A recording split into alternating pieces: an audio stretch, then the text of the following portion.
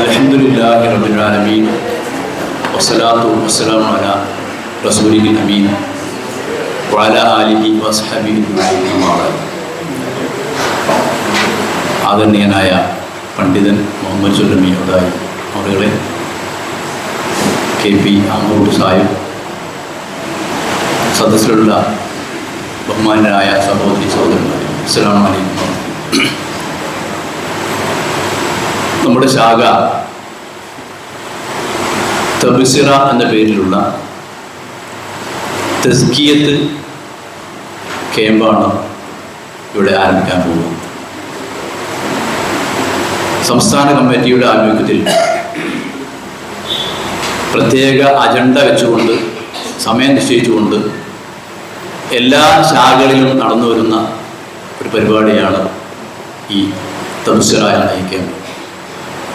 നമുക്കറിയാം,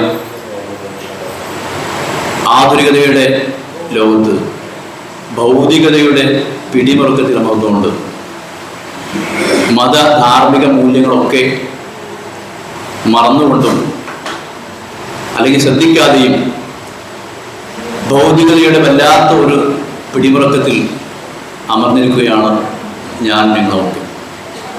എത്രയൊക്കെ ശ്രദ്ധിച്ചാലും, എത്രയൊക്കെ സൂക്ഷ്മത പാലിച്ചാലും, അറിഞ്ഞും അറിയാതെയും ഒക്കെ സ്വഭാവ സംസ്കരണ രൂപീകരണ കാര്യത്തിലായാലും വസ്ത്രധാരണ മറ്റു ഇടപെടലുകളൊക്കെ തന്നെയും നമ്മൾ അറിയാതെ ഈ ധാർമ്മിക മൂല്യങ്ങളൊക്കെ മറന്നുകൊണ്ട് മറ്റു പല വഴികളിലേക്കും പോയിക്കൊണ്ടിരിക്കുന്നത്. പ്രത്യേകിച്ചും പുതിയ തലമുറയൊക്കെ അങ്ങനെയുള്ള ഒരു കാലഘട്ടത്തിലാണ്, പ്രത്യേകമായ കാലഘട്ടത്തിലാണ്, നമ്മൾ അങ്ങേയറ്റം ഭയപ്പെടേണ്ട ഒരു കാലഘട്ടത്തിലാണ് ജീവിച്ചുകൊണ്ടിരിക്കുന്നത്.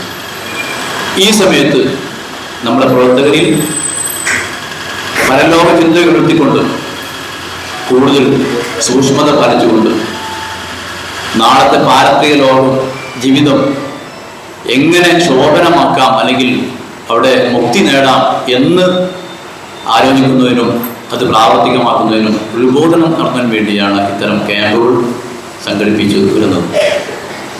വളരെ അജണ്ട വെച്ചുകൊണ്ടുള്ള ഒരു പരിപാടിയായതുകൊണ്ട് കൂടുതലൊന്നും ഈ കാര്യത്തിൽ പറയുന്നില്ല. ഇന്ന് നമുക്ക് ഈ പരിപാടിയിൽ മുഖ്യ പ്രഭാഷണം നടത്തിക്കൊണ്ട് ക്യാമ്പിന് നേതൃത്വം നൽകുന്നത് നമ്മുടെ പണ്ഡിതൻ, നമ്മുടെ ഏവർക്കും സുപരിചിതനായ മുഹമ്മദ് സുല്ലമി ഉദായിയാണ്. അദ്ദേഹത്തെ വളരെ സ്നേഹപൂർവ്വം ഈ പരിപാടിയിലേക്ക് സ്വാഗതം ചെയ്യുകയാണ്. അതുപോലെ മറ്റു തിരക്കുകളൊക്കെ മാറ്റിവെച്ചുകൊണ്ട് ഈ പരിപാടിയിൽ പങ്കെടുക്കാൻ എത്തിച്ചേർന്ന നിങ്ങളേവരെയും സ്വാഗതം ചെയ്യുകയാണ്.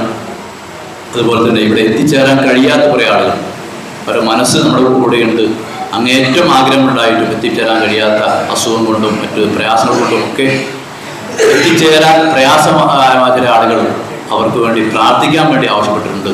നമുക്കറിയാം, നമ്മുടെ പ്രിയങ്കരനായ സലാമൊക്കെ വല്ലാത്ത അവസ്ഥയിലാണ്. ഈ കാര്യം എപ്പോഴും പറഞ്ഞുകൊണ്ടിരിക്കുന്നു. ഉടുവോപ്പിനെ പറ്റിയും നമ്മുടെ ഈ ഇത്തരം ക്ലാസ്സുകളെ പറ്റിയും ഒക്കെ എപ്പോഴും ഓർമ്മിപ്പിക്കുകയും മറ്റൊരു കാര്യം ഓർമ്മയില്ലെങ്കിൽ ഈ കാര്യം പോയി ശ്രദ്ധയിൽ പെടുത്തുകയും ചെയ്യുന്ന സലാംക്ക വല്ലാതെ അവസരമായിട്ടാണ് ഇപ്പോൾ ഉള്ളത്. എല്ലാവരും പ്രാർത്ഥനയിൽ അദ്ദേഹത്തെ ഉൾപ്പെടുത്താൻ മറക്കരുത് എന്ന് ഈ സന്ദർഭത്തിൽ ഓർമ്മിപ്പിക്കുകയാണ്. ഈ പരിപാടി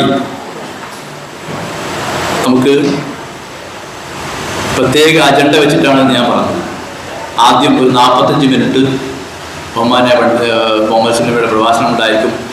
അതിനുശേഷം നമുക്കൊരു ചർച്ചയുണ്ട്. എന്ന് പറഞ്ഞാൽ നമ്മുടെ ഈ മാർഗത്തിൽ നമ്മൾ എത്തിപ്പെടാനുള്ള കാരണവും അല്ലെങ്കിൽ അങ്ങനെ വല്ല നമ്മുടെ പ്രത്യേകമായ അനുഭവങ്ങളും ഒക്കെ ഷെയർ ചെയ്യാനുള്ള ഒരവസരം നമുക്ക് ഈ ക്യാമ്പിൽ ഇതിലുണ്ട്. അപ്പോൾ ഇങ്ങനെ ഒരു ചർച്ചയും ക്ലാസ്സും ഒക്കെ ആയിട്ടുള്ളതാണ് നമ്മുടെ ഈ പരിപാടിയിലേക്ക് ഇതിൽ കൂടി എല്ലാവരെയും സ്വാഗതം ചെയ്യുകയാണ്. ഇതോടൊപ്പം നമുക്ക് 2 അവാർഡ് ദാനം നിർവഹിക്കാനുണ്ട്. ഈ പ്രാവശ്യം ഹയർ സെക്കൻഡറി പരീക്ഷയിൽ മുഴുവൻ വിഷയങ്ങൾക്കും A+ നേടിക്കൊണ്ട് ഉന്നത വിജയം നേടിയ മിടുക്കരായ നമ്മളെ 2 സഹോദരങ്ങളുടെ മക്കൾ, ഒന്ന് KP മിസ്ഹബിൻ്റെ മകൻ ഹാദി മുഹമ്മദും അതേപോലെ സലീംക്കയുടെ മകൻ അലിസാൻ സിക്കയും അവരോട് എത്തിച്ചേർന്നിട്ടുണ്ട്. അവർക്കുള്ള അവാർഡ് ദാനവും ഇവിടെയുണ്ട്. എല്ലാവരെയും ഈ പരിപാടിയിലേക്ക് സ്വാഗതം ചെയ്യുന്നു. ഈ പരിപാടിയിൽ അധ്യക്ഷത വഹിക്കുന്ന ബഹുമാനായ നമ്മുടെ പ്രസിഡന്റ് അഹമ്മദ് സാഹിബാണ്. അമ്മക്കെ ഈ പരിപാടിയിലേക്ക് ക്ഷണിച്ചുകൊണ്ട് ഞാൻ നിർത്തുന്നു. അസ്സലാമു അലൈക്കും.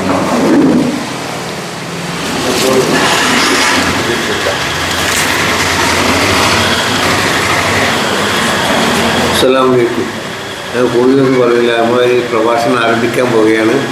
ബഹുമാനപ്പെട്ട പണ്ഡിതൻ മുഹമ്മദ് അലി സുല്ലി അവരുടെ ഈ പരിപാടിയിൽ ക്ഷണിക്കുന്നു. അസ്സലാമലൈക്കും.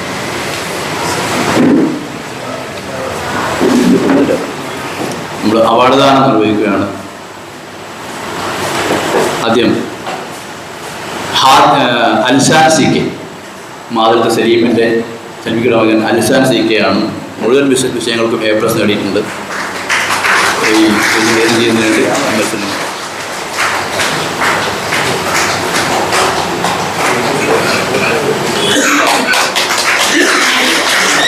റഹ്മാനിയ സ്കൂളിൽ നിന്നാണ് ഈ പ്രാവശ്യം പരീക്ഷയിൽ പാസ്സായത്. അടുത്തതായത് ഹാദി മുഹമ്മദ്, KP മിസ്ഹബിൻ്റെ മകൻ ഹാദി മുഹമ്മദ് മുഴുവൻ വിഷയങ്ങൾക്കും A+ നേടിയിട്ടുണ്ട്. കിട്ടിയിട്ടില്ല, വരുന്നുണ്ട്. ആ ഉമ്മ ഉണ്ട്.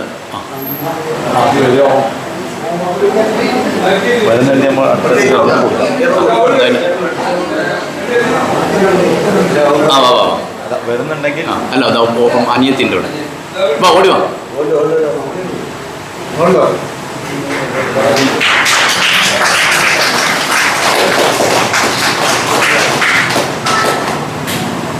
പ്രത്യേകം അഭിനന്ദനങ്ങൾ അറിയിക്കുകയാണ്. പ്രഭാഷണം നിർവഹിക്കുന്നതിന് വേണ്ടി സൊല്യൂഷൻ.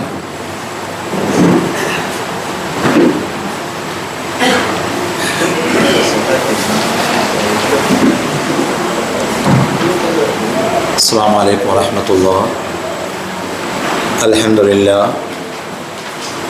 അൽഹംദുലില്ലാഹിൽ ഫർദിസ് സ്വമദ് الذي لم يلد ولم يولد ولم يكن له كفوا أحد.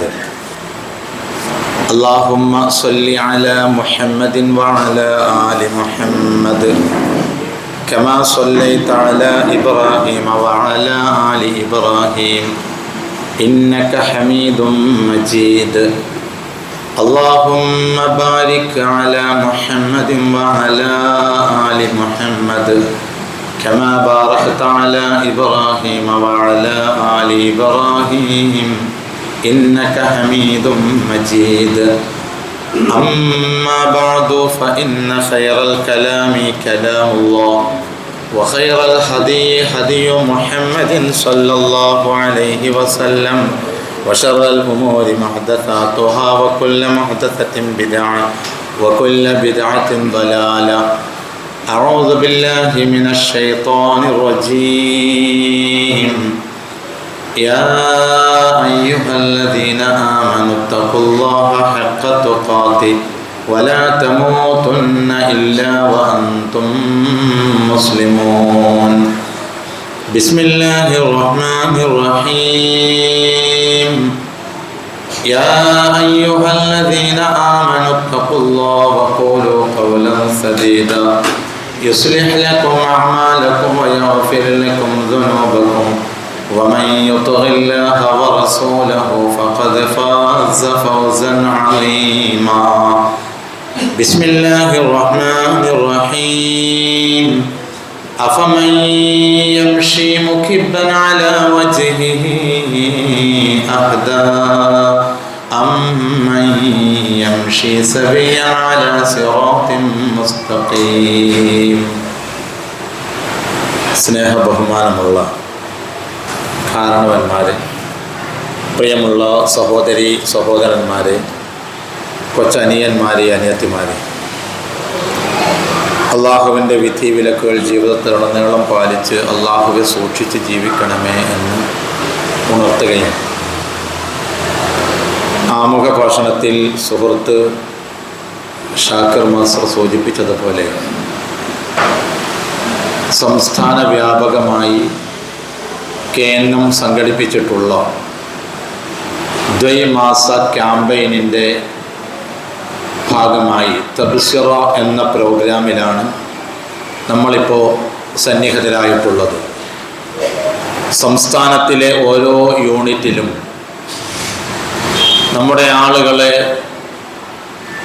ആളുകളിൽ തസ്കിയത്തും തർബിയത്തും ഊട്ടി ഉറപ്പിക്കാൻ വേണ്ടി എല്ലാ ശാഖകളിലും പ്രത്യേക അജണ്ടകളോടുകൂടി സംഘടിപ്പിക്കപ്പെട്ടിട്ടുള്ള ഈ പരിപാടിയിൽ ഒരു 45 മിനിറ്റ് ദൈർഘ്യമുള്ള പരിവർത്തനത്തിൻ്റെ പാത എന്ന ക്യാപ്ഷനിലുള്ള ഒരു ചെറിയ ഉത്ബോധനവും തുടർന്നുകൊണ്ട് നമുക്ക് സ്വയം നമ്മെ വിലയിരുത്താൻ ആവശ്യമായിട്ടുള്ള ഒരു ചെറിയൊരു പ്രവർത്തനവും ആക്ടിവിറ്റിയും, അതിനെ തുടർന്ന് നമ്മുടെ പ്രദേശത്ത് ഈ വെളിച്ചത്തിലേക്ക് കടന്നു വന്നിട്ടുള്ള നമ്മുടെ ആളുകൾ അവരുടെ അനുഭവങ്ങൾ പങ്കുവെക്കാനുള്ള അവസരവുമൊക്കെയായി ഏതാനും സമയം ദീനി ചർച്ചകളിലായി കഴിച്ചു കൂട്ടാനാണ് ഇന്നത്തെ ഈ ക്യാമ്പ് നമ്മൾ സംഘടിപ്പിച്ചിട്ടുള്ളത്. അപ്പോൾ നമ്മളൊക്കെ മഹാഭാഗ്യവാന്മാരാണ്. എത്രയോ ഭാഗ്യം ലഭിച്ചവരാണ് നമ്മളൊക്കെ. പക്ഷെ നമ്മൾ അനുഭവിക്കുന്ന മഹാഭാഗ്യത്തെക്കുറിച്ച്, സൗഭാഗ്യത്തെക്കുറിച്ച് പലപ്പോഴും നമ്മൾ ഓർക്കാറില്ല. നമ്മോടൊരാൾ ചോദിച്ചു എന്നിരിക്കട്ടെ, ഈ ചേന്നമംഗല്ലൂർ പ്രദേശത്തെ ഏറ്റവും വലിയ ഭാഗ്യവാൻ ആര് എന്ന് ചോദിച്ചാൽ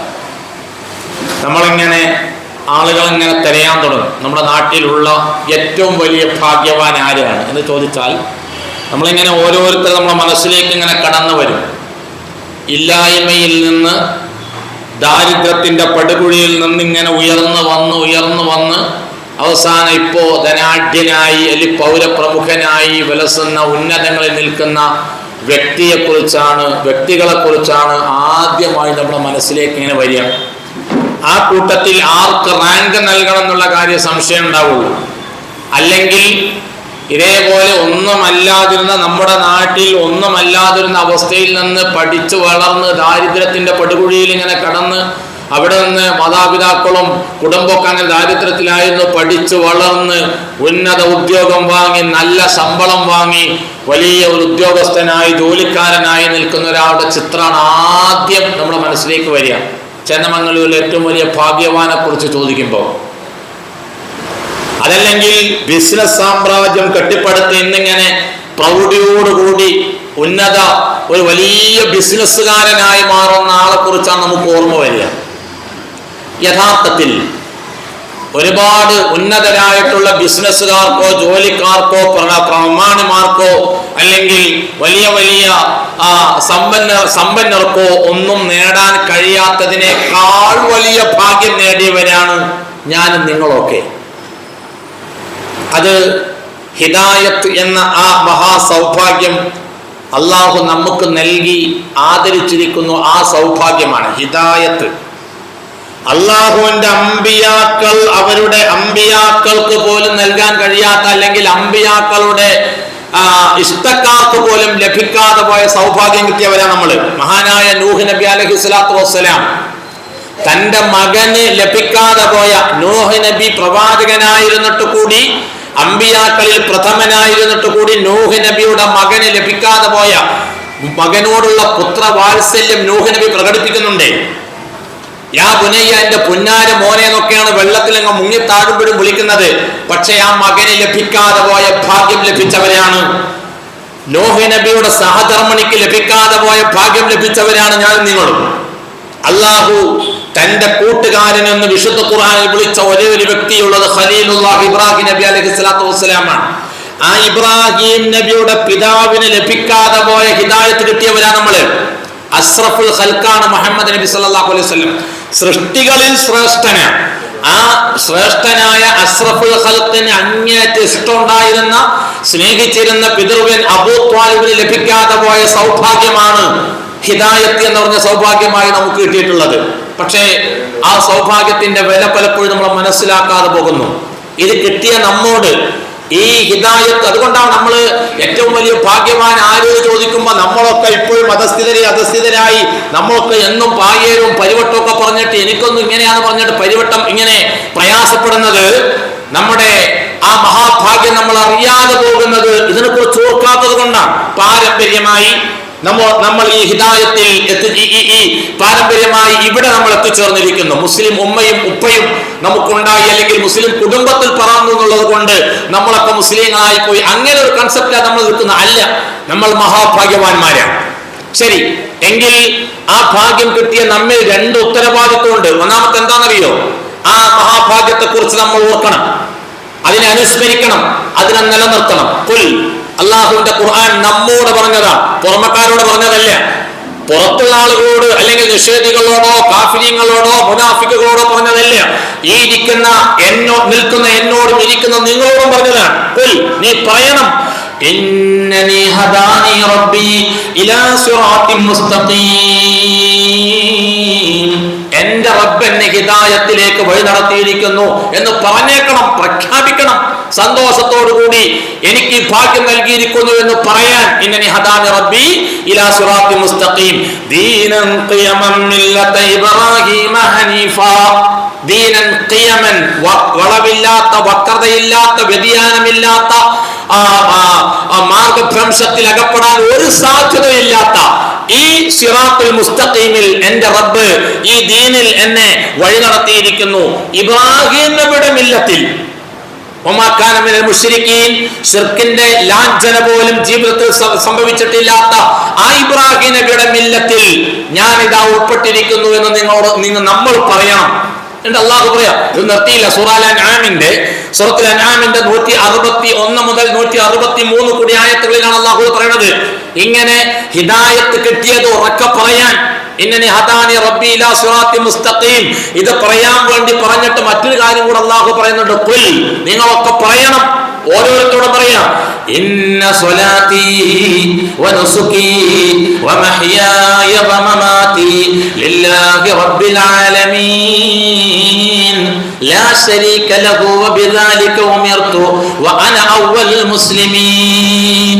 നമ്മോട് പറയാൻ വേണ്ടി അല്ലാഹു പറയാ, ഇന്ന സ്വലാത്തി, എന്റെ നമസ്കാരങ്ങൾ, എന്റെ പ്രാർത്ഥനകൾ, എന്റെ ഇബാദത്തുകൾ, വനുസുകി, എന്റെ ആരാധനാ കർമ്മങ്ങൾ, അനുഷ്ഠാനങ്ങൾ, ബലികൾ, പുണ്യകർമ്മങ്ങളെല്ലാം, വമഹ്യായ വമമാതി, എന്റെ ജീവിതവും എന്റെ മരണവും ലില്ലാഹി റബ്ബിൽ ആലമീൻ, സർവ്വലോക രക്ഷാധികാരിയായ അല്ലാഹുവിനാണ് എന്ന് പറയണം. വീണ്ടും പറയാൻ വേണ്ടി പറയാണ്, വഅന അവ്വലുൽ മുസ്ലിമീൻ, മുസ്ലിങ്ങളിൽ ഒന്നാമനാണ് ഞാൻ. ആ പറഞ്ഞ അർത്ഥം എന്താണെന്നറിയോ? മഹാഭാഗ്യവാനാണ് ഞാൻ എന്ന് നമ്മൾ പറയണം. നമ്മൾ പലപ്പോഴും കുറിച്ച് ഓർക്കണം, നമുക്ക് നിങ്ങൾ എത്ര ശാന്തമായാണ് നമ്മൾ ഇവിടെ ഒരുമിച്ച് കൂടിയിട്ടുള്ളത്, എത്ര ശാന്തമായി ഒരുമിച്ച് കൂടാനുള്ള സൗകര്യങ്ങളും സംവിധാനങ്ങളും അള്ളാഹു നമുക്ക് നൽകിയത്. ഇതേ സ്ഥലത്ത് ഏതാനും മണിക്കൂറുകൾ മാത്രം സഞ്ചരിച്ചാൽ നമുക്ക് എത്തപ്പെടാവുന്ന കുറെ സ്ഥലങ്ങളുണ്ട്. ഫലസ്തീൻ, ഗസ നമ്മൾ കേൾക്കുന്നു, നിരന്തരം നമ്മൾ കേൾക്കുന്നു. ഒരു നേരത്തെ അന്നത്തിന് വേണ്ടി ആ പിഞ്ചുമക്കൾ, അവിടുത്തെ പിഞ്ചുമക്കൾ ഭക്ഷണ തളികയുമായി അന്താരാഷ്ട്ര ഏജൻസികൾക്ക് മുമ്പിൽ ക്യൂ നിൽക്കുന്ന പരക്കം പായുന്ന കാഴ്ച നമ്മൾ കാണുന്നില്ലേ പ്രിയമുള്ളവരെ? ആ രംഗം കണ്ടിട്ട് അല്ലാഹു റബ്ബുൽ ഇസ്സത്ത് ആ ജനതയെ രക്ഷിക്കുമാറാവട്ടെ എന്ന് ദുആ ചെയ്യാം. നമ്മൾ എത്ര ഭാഗ്യം ചെയ്തവരാ, പക്ഷെ നമ്മൾ അതിന്റെ വില മനസ്സിലാക്കണില്ലല്ലോ. നമുക്ക് അന്നത്തിന് വല്ല മുട്ടുണ്ടോ? ഭക്ഷണത്തിന് വല്ല പ്രയാസമുണ്ടോ? ജീവിതത്തിന് വല്ല ബുദ്ധിമുട്ടുണ്ടോ? ഇല്ല. എന്നാലും നമ്മൾ പയ്യരം പറച്ചിലാണ്, ഒന്നിനും നമുക്ക് നേരമില്ല. ഇൻഷാ അല്ലാഹ് ഞാനത് വിശദീകരിക്കാം. ശരി, നമ്മളിപ്പോ ഞാൻ പറഞ്ഞ അതാ നമ്മൾ മഹാഭാഗ്യവാന്മാരാണെന്ന് പറഞ്ഞത്. ഈ ഭാഗ്യം സിദ്ധിച്ചിട്ടുള്ള നമ്മൾ ഓർക്കേണ്ടുന്ന ഒന്നാമത്തെ കാര്യം, നമ്മൾ ഈ ഹിദായത്തിലായി എന്നുള്ളത് നമ്മൾ ഓർക്കുകയും രണ്ടാമത്തെ ഇത് മറ്റുള്ളവരിലേക്ക് എത്തിക്കുകയും ചെയ്യണം. ഇൻഷാ അല്ലാഹ് അതും വിശദീകരിക്കാം. അതാണ് ഇന്നത്തെ നമ്മുടെ അജണ്ട. ശരി, അങ്ങനെ വരുമ്പോ നമുക്ക് ചില ആലോചനകൾ അനിവാര്യമാണ്. ചില ആലോചന ഉണ്ടാവണം. എന്തുകൊണ്ടാണ് നമ്മൾ ഇതിനെക്കുറിച്ച് ഓർക്കാത്തത്?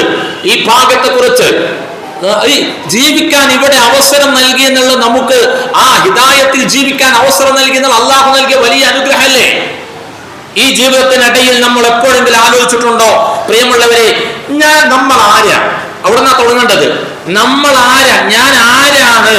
നമുക്കിപ്പോ നമ്മുടെ മനസ്സിലേക്ക് ഉണ്ടാവും, നമുക്ക് തോന്നലുണ്ട്, ഞാൻ ഇപ്പൊ അത്യാവശ്യം തിരക്കടയില്ല, അത്യാവശ്യം സ്വത്തുണ്ട്, സ്വാധീനമുണ്ട്, സമ്പത്തുണ്ട്, മക്കളുണ്ട്, എനിക്കിങ്ങനെ ജീവിച്ചു പോകാനുള്ള വരുമാനമുണ്ട്, അല്ലെങ്കിൽ ഈ നാട്ടിലെ ചേന്നമംഗലൂരിലെ പ്രദേശത്തെ ഇന്നാലും നമുക്ക് അങ്ങനെ തോന്നുന്നുണ്ടല്ലോ, നമ്മളൊക്കെ കുറച്ച് എന്തൊക്കെയോ ഒരു സംഭവമാണ് എന്ന് നമുക്ക് തോന്നുന്നുണ്ട്. പക്ഷെ നമ്മൾ ആരാ യഥാർത്ഥത്തിൽ? ഈ പ്രപഞ്ചത്തെ, അള്ളാഹുവിന്റെ ഈ ദുനിയാവിൽ അനന്തമജ്ഞാതമവർണ്ണനീയമീ ലോകഗോളം തിരിയുന്ന മാർഗം, മലയാളത്തിൽ മഹാകവി പറഞ്ഞു, ഈ പ്രവിശാലമായ മനുഷ്യന്റെ നിരീക്ഷണ ഗവേഷണങ്ങൾക്ക് ഇന്നും ചെന്നെത്താൻ കഴിയാത്ത അത്രയും പ്രവിശാലമായി കിടക്കുന്ന ഈ പ്രപഞ്ചത്തിൽ നമ്മൾ ആരാ? ഒരു മണൽത്തരി പോലെ അത്ര പോലും ഇല്ല. ഒരാറ്റത്തിന്റെ അത്ര പോലും ഈ പ്രപഞ്ചത്തിൽ എന്റെ നിങ്ങളുടെയും മാർക്ക് ചെയ്യാൻ, അടയാളപ്പെടുത്താനില്ല.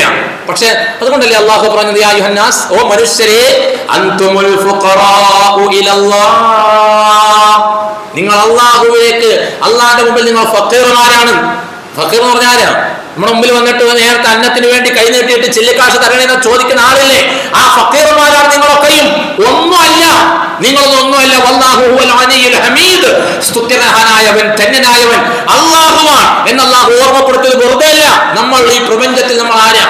നമ്മൾ നിസ്സാരരാണ്, വളരെ ചെറിയവർ. ശരി, ഈ നിസ്സാരരായിട്ടുള്ള നമ്മൾ എവിടെന്നാ വന്നത്? രണ്ടാമത്തെ ചോദ്യം അത് ആലോചിക്കണം. നമ്മൾ എവിടുന്നാ അങ്ങോട്ട് വന്നത്? നമ്മെ വിലയിരുത്തുമ്പോൾ നമ്മൾ ആലോചിക്കേണ്ടത്, ഇന്ന് നമുക്ക് ആരോഗ്യമുണ്ട്, ആയുസ്സുണ്ട്, അല്ലെ, സൗഭാഗ്യങ്ങളുണ്ട്, സന്താനങ്ങളുണ്ട്, ഒക്കെ ഉണ്ട്, അല്ലെ. നമ്മുടെ ജനന തീയതിക്ക് കൃത്യം 1 വർഷം മുമ്പുള്ള നമ്മുടെ അവസ്ഥയെ കുറിച്ച് ആലോചിക്കണം. ഖുർആൻ എത്ര സ്ഥലത്താണ് ഇത് ആവർത്തിച്ച് പറഞ്ഞത്? എത്ര സ്ഥലത്താണ് അതിനെക്കുറിച്ച് ചിന്തിക്കാൻ പറഞ്ഞത്? ഖുർആൻ മനുഷ്യൻ എന്ന് പേര് നൽകിയ സൂറ അൽ ഇൻസാൻ, മനുഷ്യൻ എന്ന് പേര് നൽകിയ അധ്യായമുണ്ട്, സൂറത്തുൽ ഇൻസാൻ. 1-2 വചനങ്ങൾ അല്ലാഹു നമ്മോട് ചോദ്യം ചോദിച്ചിട്ടുണ്ട്. ഹലത്താലൽ ഇൻസാൻ, മനുഷ്യന് കഴിഞ്ഞു പോയിട്ടുണ്ടോ? ഹീനം മിനദ് ദഹർ, ഒരു കാലഘട്ടത്തിലെ ഒരു ഭാഗം, ലം യകുൻ ശൈഅൻ മദ്കൂറ, പേര് പറയാൻ പറ്റാത്തൊരു സാധനം ആയിരുന്ന ഒരു കാലം കഴിഞ്ഞു പോയിട്ടുണ്ടോ? അല്ലാഹു നമ്മോട് ചോദിച്ചതാട്ടോ. നമ്മോട് ചോദിച്ചാൽ പേര് പറയാൻ പറ്റാത്ത, നമുക്ക് പേരുണ്ടല്ലോ, അഡ്രസ് ഉണ്ട്, ഇല്ലേ? ഉമ്മാന്റെ ഗർഭാശയത്തിൽ നിന്ന് ഞാനും നിങ്ങളൊക്കെ ഇങ്ങോട്ട് വന്നപ്പോ അന്ന് നമ്മളെ ഉമ്മ വിളിച്ചാൽ ഉപ്പ വിളിച്ച ഒരു പേരുണ്ട്, അല്ലെ? അതിന്റെയും മുമ്പ് എവിടെയെന്ന് വെച്ചാൽ പേര് പറയാൻ പറ്റും. ഗർഭസ്ഥ ശിശു എന്ന് പറയാം. അതിന്റെയും മുമ്പ് എവിടെ? ഖുർആൻ പറഞ്ഞതുപോലെ അലഖത്ത് എന്ന് പറയാം, മുളാത്ത് എന്ന് പറയാം. അതിന്റെയും മുമ്പ് നുത്ഫത്ത് എന്ന് പറയാം. അതിന്റെയും മുമ്പ് ഒന്നൊക്കെ പറയാം. ഖുർആൻ ചോദിച്ചാൽ അതൊന്നുമല്ല. അങ്ങനെ പിതാവിന്റെ മുതുകിലൂടെ ഊർന്നിറങ്ങുന്ന കോടാനുകോടി ബീജങ്ങളിൽ ഒരു ബീജമായി നീ രൂപാന്തരപ്പെടും. നീ എന്നൊക്കെ പറയുമ്പോൾ പുറത്ത് ആലോചിക്കണ്ട. ഞാൻ രൂപാന്തരപ്പെടുന്നതിന് മുമ്പ് നമ്മൾ എവിടെയായിരുന്നു? അതാ അള്ളാഹു ചോദിച്ചത്. ഒരു വെട്ടിയ ഈ പ്രപഞ്ചത്തിൽ നമ്മുടെ സാന്നിധ്യമില്ലായിരുന്നു. ഒരു 100 കൊല്ലം മുമ്പ്, 125 കൊല്ലം മുമ്പ്, 100 വയസ്സായപ്പോ ഉണ്ടെങ്കിൽ 125 കൊല്ലം മുമ്പ് നമ്മളൊക്കെ എവിടെ? ഇതിനെ ആലോചിക്കാൻ അള്ളാഹു പറഞ്ഞത്. മനുഷ്യരെന്ന് ആലോചിച്ചു നോക്കട്ടെ. എന്തൊന്നിൽ നിന്നാണ് സൃഷ്ടിക്കപ്പെട്ടത്? എങ്ങനെയാണ് ഇങ്ങോട്ട് വന്നത്? എവിടെ നിന്നാണ് വന്നത് എന്ന് ആലോചിക്കാൻ അല്ലാഹു പറഞ്ഞത്, ഇല്ലേ? ഒരു ശുദ്ധമായ ശൂന്യതയിൽ നിന്ന് പിന്നീട് നമ്മൾ ഇങ്ങോട്ട് ഇന്ന് നമുക്ക് ആരോഗ്യ സൗഖ്യവും സമ്പത്ത് സമൃദ്ധിയൊക്കെ ഉണ്ടാകുമ്പോ നമ്മൾ ആ വന്ന വഴിയെ മറക്കുകയാണ്. ശുദ്ധമായ ഒരു ശൂന്യതയിൽ നിന്നല്ലേ ഇങ്ങോട്ട് വന്നിട്ടുള്ളത്. ശരി, അങ്ങനെ വന്ന് ഇപ്പൊ ഈ അവസ്ഥയിൽ എത്തി നിൽക്കുന്നു. ശരി, ഇനി എങ്ങോട്ടാ പോണത്? അതിനെക്കുറിച്ച് ആലോചിക്കണ്ടേ? എങ്ങോട്ടാ? നമ്മുടെ നാട്ടിൽ ഇതിനു മുമ്പ് ഒരുപാട് ആളുകൾ, നാം താമസിക്കുന്ന വീട്ടിൽ ഇതിനു മുമ്പ് ഒരുപാട് ആളുകൾ വസിച്ചു പോയിട്ടില്ലേ? ഇല്ല, അവരെങ്ങോട്ടാ പോയത്? നമ്മുടെ ഉപ്പമാരിൽ പലരും, ഉമ്മമാരിൽ പലരും, നമ്മെ സ്നേഹിച്ചവർ, നാം സ്നേഹിച്ചവർ, നമ്മുടെ വേണ്ടപ്പെട്ടവർ, ബന്ധുമിത്രാദികൾ, പലപ്പോഴും നമ്മുടെ മക്കൾ പലരും നമ്മുടെ കൂടെയില്ല. അവരൊക്കെ പോയിരിക്കുന്നു. അവരൊക്കെ യാത്ര വിട പറഞ്ഞ് ഇവിടെ നിന്ന് പോയിരിക്കുന്നു, ഇല്ലേ? അവരൊക്കെ പോയിട്ടില്ലേ? അവർ പോകുന്നത് ഖബർ സന്ദർശിക്കാൻ വേണ്ടി, ഖബർ സന്ദർശിക്കുമ്പോൾ പ്രാർത്ഥിക്കാൻ വേണ്ടി റസൂൽ ഒരു പ്രാർത്ഥന പഠിപ്പിച്ചു തന്നിട്ടുണ്ട്. അസ്സലാമു അലൈക്കും അഹ്ല ദിയാരി മിനൽ മുഅ്മിനീന വൽ മുസ്ലിമീൻ. ഈ ഖബറാന്തരീക്ഷത്തിൽ, ഖബറാന്തരത്തിൽ അന്ത്യവിശ്രമം കൊള്ളുന്ന മുസ്ലിങ്ങൾ മുഅ്മിനുകളുമായിട്ടുള്ളവരെ നിങ്ങൾക്ക് അല്ലാഹുവിന്റെ രക്ഷയുണ്ടാവട്ടെ. ഈ പ്രാർത്ഥന കഴിഞ്ഞിട്ട് ചെല്ലേണ്ട ഒരു പ്രാർത്ഥന പ്രവാചകൻ പഠിപ്പിച്ചു തന്നിട്ടുണ്ട്. അസ്സലാമു അലൈക്കും അഹ്ല ദിയാരി മിനൽ മുഅ്മിനീന വൽ മുസ്ലിമീൻ വ ഇന്നാ ഇൻസാ അല്ലാഹു ബിക്കും ലാഹിഖൂൻ. അല്ലാഹു ഉദ്ദേശിച്ചാൽ ഞങ്ങൾ നിങ്ങളിലേക്ക് വന്നു ചേരേണ്ടവരാണ്. കബറിടം സന്ദർശിക്കുമ്പോൾ ദുആ ചെയ്യേണ്ട പ്രാർത്ഥനയാണത്. അല്ലാഹു ഉദ്ദേശിച്ചാൽ അടുത്ത നിമിഷത്തിൽ ഈ കബറിടത്തിലേക്ക്, ഈ പള്ളിപ്പറമ്പിലേക്ക് ഞാനും നിങ്ങൾ വന്നെത്തും. നിർത്തിയില്ല, വീണ്ടും പ്രാർത്ഥിക്കണം. അൻതും ഫറത്നാ വനഹ്നു ലക്കും തബ. നിങ്ങൾ ഞങ്ങളെ ഓവർടേക്ക് ചെയ്തു വന്നവരാണ്. ആ പറഞ്ഞ അർത്ഥം എന്താ മനസ്സിലായോ?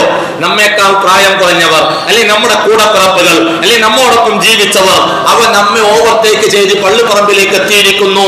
നാളെ അവരുടെ പിന്നാലെ നമ്മളും ആ പറമ്പിലേക്ക്, പള്ളിപ്പറമ്പിലേക്ക് ചെല്ലേണ്ടവരാണ്. ആ ബോധം ഉണ്ടാവണം. അങ്ങോട്ട് പോകണം. അങ്ങോട്ട് പോകുമ്പോ, പള്ളിപ്പറമ്പിലേക്ക് പോകുമ്പോ, കബറിടത്തിലേക്ക് പോകുമ്പോ നമ്മുടെ കയ്യിൽ എന്തുണ്ട് എന്ന് ആലോചിക്കാനാണ് ഇപ്പൊ നമ്മൾ കൂടിയിരിക്കുന്നത്. എന്താ നമ്മുടെ കയ്യിൽ മുതലുള്ളത്? ആ ചിന്തയാണ് നാലാമത്തെ ചോദ്യം നമ്മോട് ചോദിക്കേണ്ടത്. നമ്മൾ ആരാണെന്ന് തിരിച്ചറിയുമ്പോ, എവിടെ നിന്നാണ് വന്നത് എന്ന് നമ്മൾ തിരിച്ചറിയുമ്പോ, എങ്ങോട്ടാണ് പോണത് എന്ന് നമ്മൾ തിരിച്ചറിയുമ്പോ, നാലാമത്തെ ചോദ്യം എന്താണ് ഇങ്ങോട്ട് വന്നതിന്റെ ലക്ഷ്യം? എന്താ ഇപ്പൊ നമ്മുടെ കയ്യിലുള്ളത്? ഖുർആൻ 23-ാം അധ്യായം സൂറ അൽ മുഅ്മിനൂൻ 115-ാമത്തെ ആയത്തിൽ അല്ലാഹു നമ്മോട് ഒരു ആയത്തിൽ 115-ാമത്തെ ആയത്തിൽ രണ്ട് ചോദ്യം അല്ലാഹു ചോദിച്ചിട്ടുണ്ട്.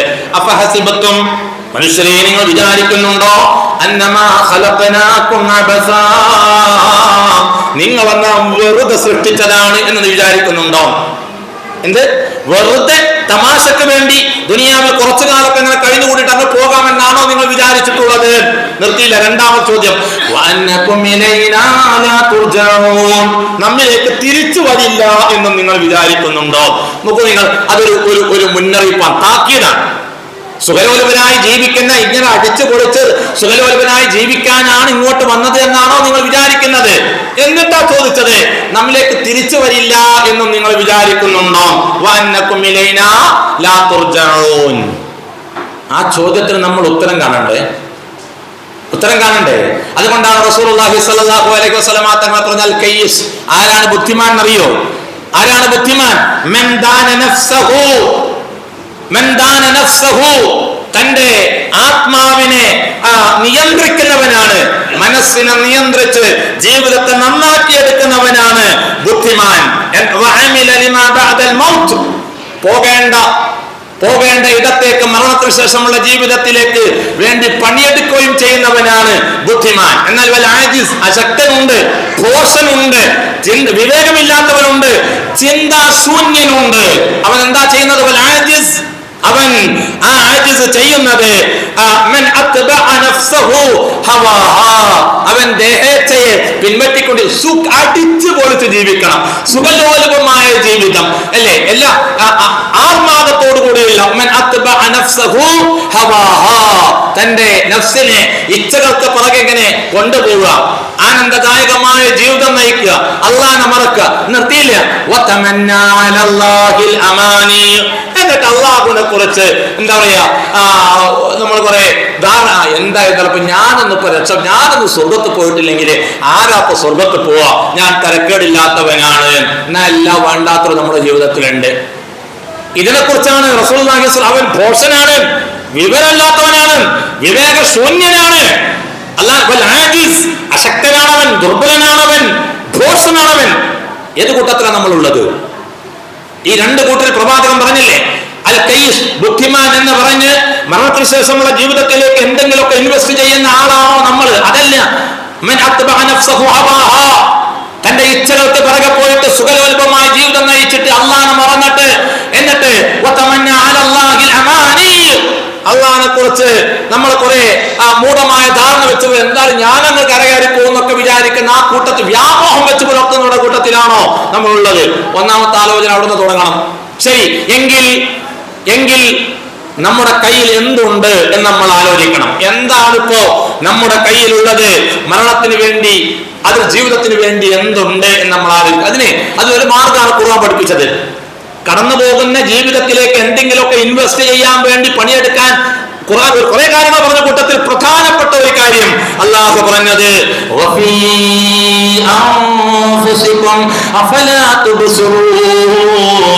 നിങ്ങളുടെ ശരീരത്തിലേക്ക് നോക്കിയാൽ മതിയോ? സ്വന്തം ശരീരത്തിലേക്ക് അഫലാ തുബ്സിറൂൻ, നിങ്ങളത് നോക്കിക്കാണുന്നില്ലേ? നിങ്ങളുടെ ശരീരത്തിലേക്ക് നോക്കിയിട്ട് നിങ്ങൾ ഇങ്ങനെ അടിച്ചു പൊളിച്ച് നിങ്ങൾ അല്ലാഹനെ മറന്ന് ജീവിക്കാണോ? ആ ചോദ്യം എന്താ? ഗഫലത്തിൽ നിന്ന് രക്ഷപ്പെടാനുള്ള മാർഗമായ ഖുർആൻ പഠിപ്പിച്ച കാര്യമാണത്. നിങ്ങൾ ശരീരത്തിലേക്ക് നോക്കിയ അശ്രദ്ധയിലാണ്ട് പോകാതിരിക്കാൻ നിങ്ങൾ ചെയ്യേണ്ട കാര്യം, നിങ്ങളുടെ ശരീരത്തിലേക്ക് ഒന്ന് ആലോചിച്ച് നോക്കിയാൽ മതി. ഇതിനെക്കുറിച്ച് എന്താ അങ്ങനെ പറഞ്ഞത്? അങ്ങനെ തന്നെയാണ് അല്ലാഹു പറഞ്ഞത്. ഇന്ന സമഅ വൽ ബസറ വൽ ഫുആദ് കുല്ലു ഉലൈക കാന അൻഹു മസ്ഊലാ. എല്ലാവർക്കും നമ്മൾ കേൾക്കുന്ന ആയത്താണ്. കണ്ണും കാതും കൽബും കാഴ്ചയും കേൾവിയും മനനശക്തിയും എല്ലാം ചോദ്യം ചെയ്യപ്പെടുന്ന വിഷയമാണെന്നുള്ള ഓർമ്മ ഉണ്ടാവണം. പ്രത്യേകില്ല അലം നജഅൽ ലഹു ഐനൈൻ വലിസാനൻ വശഫതൈൻ വഹദൈനാഹു നജ്ദൈൻ. രണ്ട് കണ്ണ് നൽകിയില്ലേ? വലിസാനൻ, ഒരു നാവും, രണ്ട് അധരങ്ങളും നൽകിയില്ലേ? അള്ളാഹു നമ്മുടെ ശരീരത്തിൽ നമുക്ക് ചൊരിഞ്ഞു തന്നിട്ടുള്ള നിഅമത്തുകളെ അള്ളാഹു ഇങ്ങനെ എടുത്തു പറയാൻ, അതിനെക്കുറിച്ച് ആലോചിക്കണം. എന്തിന്? നാളെ കടന്നു പോകാനുള്ള ജീവിതത്തിലേക്ക് എന്തെങ്കിലുമൊക്കെ ഇൻവെസ്റ്റ് ചെയ്യാൻ. നമ്മൾ എപ്പോഴെങ്കിലും ആലോചിച്ചിട്ടുണ്ടോ നമ്മുടെ ശരീരം, ഈ ശരീരം പ്രവർത്തിക്കുന്നതിനെ കുറിച്ച് എപ്പോഴെങ്കിലും ആലോചിച്ചിട്ടുണ്ടോ? ഇന്നലെ ഞാൻ സോഡിയത്തിന്റെ ചെറിയ വേരിയേഷനിൽ കുറവ് മൂലം ഇപ്പോൾ ഹോസ്പിറ്റലിലാണ് അഡ്മിറ്റ് ചെയ്യപ്പെട്ടിരിക്കുന്നു. കൂടുതൽ പ്രയാസമില്ല, സോഡിയത്തിന്റെ പ്രശ്നമുണ്ട്, അത് കയറ്റിക്കൊണ്ടിരിക്കുന്നു. ചില വിഷയത്തിൽ അല്ലാഹു ശിഫ നൽകുമാറാവട്ടെ എന്ന് ദുആ ചെയ്യാം. ഇപ്പൊ മിനിയാന്ന് രാവിലെ ഹോസ്പിറ്റലിൽ കിടക്കുന്ന റൂമിന് തൊട്ടപ്പുറത്ത് ഞാൻ പഠിപ്പിച്ച ഒരു പയ്യൻ, ഒരു കുട്ടി, മദ്രസയിൽ പഠിപ്പിച്ച ഒരു കുട്ടിയുടെ ജ്യേഷ്ഠൻ മഞ്ഞപ്പിത്തം ബാധിച്ച് കിടക്കുകയാണ്. തൊട്ടപ്പുറത്തെ റൂമിൽ അവിടെ കൂട്ടിരിപ്പിലുള്ളത് പിതാവ്. നമ്മുടെ പ്രവർത്തകൻ, സജീവ പ്രവർത്തകൻ. ഒരു പ്രദേശത്ത് നമ്മുടെ എല്ലാ മേഖലയിലും റിട്ടയർ ചെയ്ത് 2-3 വർഷമായിട്ടുള്ളൂ.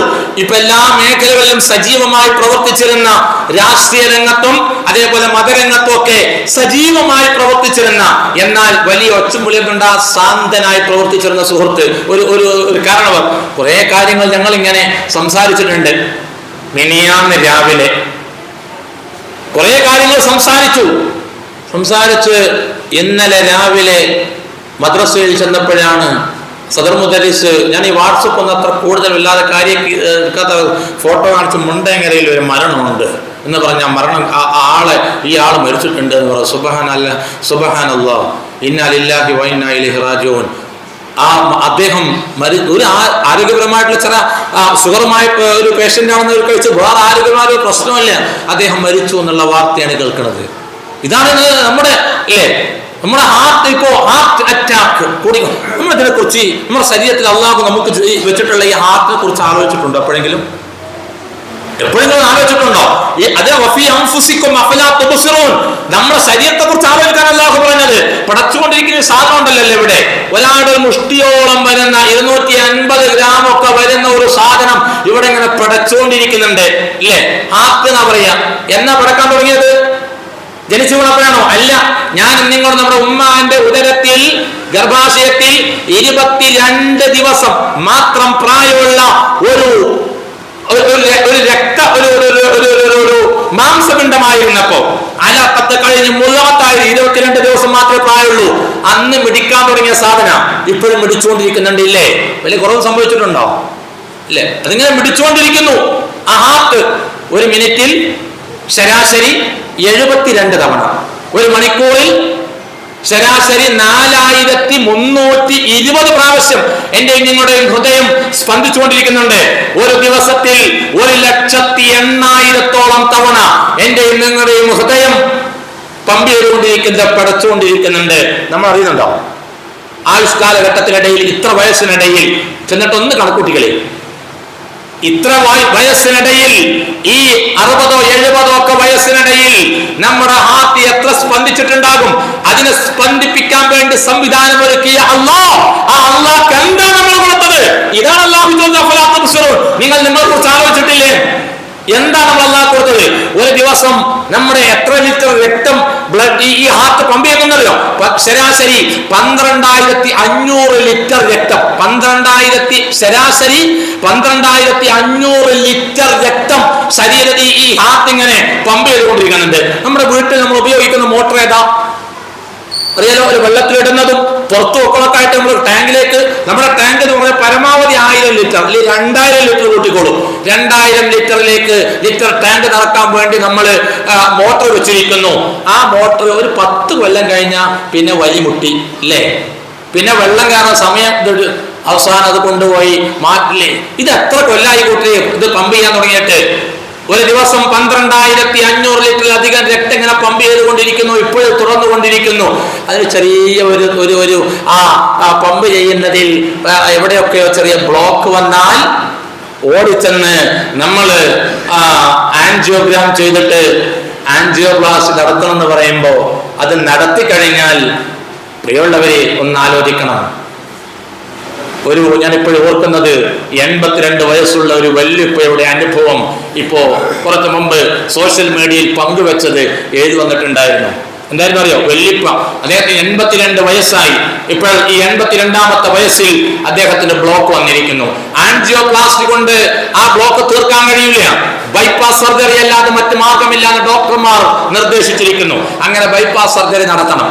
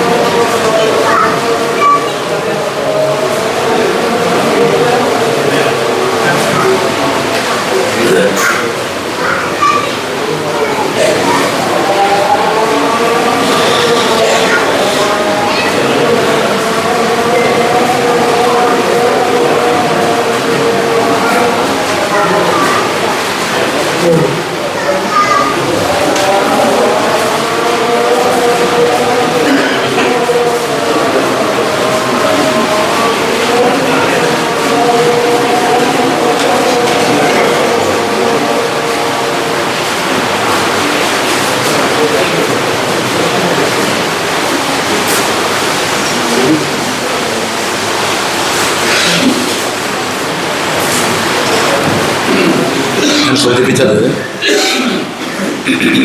82 വയസ്സായ വല്യപ്പ, അദ്ദേഹത്തിന് ബ്ലോക്ക് വന്നിരിക്കുന്നു. ആൻജിയോപ്ലാസ്റ്റി സക്സസ് അല്ലാന്ന് ഡോക്ടർമാർ വിധി എഴുതിയിരിക്കുന്നു. ക്രിട്ടിക്കലാണ് സംഗതി എന്ന് വന്നപ്പോൾ ബൈപ്പാസ് സർജറി അല്ലാതെ മറ്റു മാർഗമല്ല. പക്ഷേ 82 വയസ്സാണ്. ബൈപ്പാസ് സർജറി നടത്താൻ ആവശ്യമായിട്ടുള്ള ശാരീരിക അനുകൂലനങ്ങളല്ല അപ്പോഴുള്ളത്. പക്ഷേ വല്യപ്പയുടെയും കുടുംബത്തിൻ്റെയും ഒക്കെ നിർബന്ധത്തിന് വഴങ്ങി ഡോക്ടർമാർ ആ ഉദ്യമത്തിന് അവസാനം അനുവാദം നൽകുകയാണ്. ബൈപ്പാസ് സർജറി കഴിഞ്ഞു. മാസങ്ങളോളം ഹോസ്പിറ്റലിൽ വിശദീകരിക്കുന്നില്ല, മാസങ്ങളോളം ഹോസ്പിറ്റൽ വാസം. അത് കഴിഞ്ഞ് അൽഹംദുലില്ലാ സർജറി സക്സസ് ആയി. 82 വയസ്സുള്ള വല്യപ്പയിൽ ബൈപ്പാസ് സർജറി കഴിഞ്ഞ് അൽഹംദുലില്ലാ അത് സക്സസ് ആയി.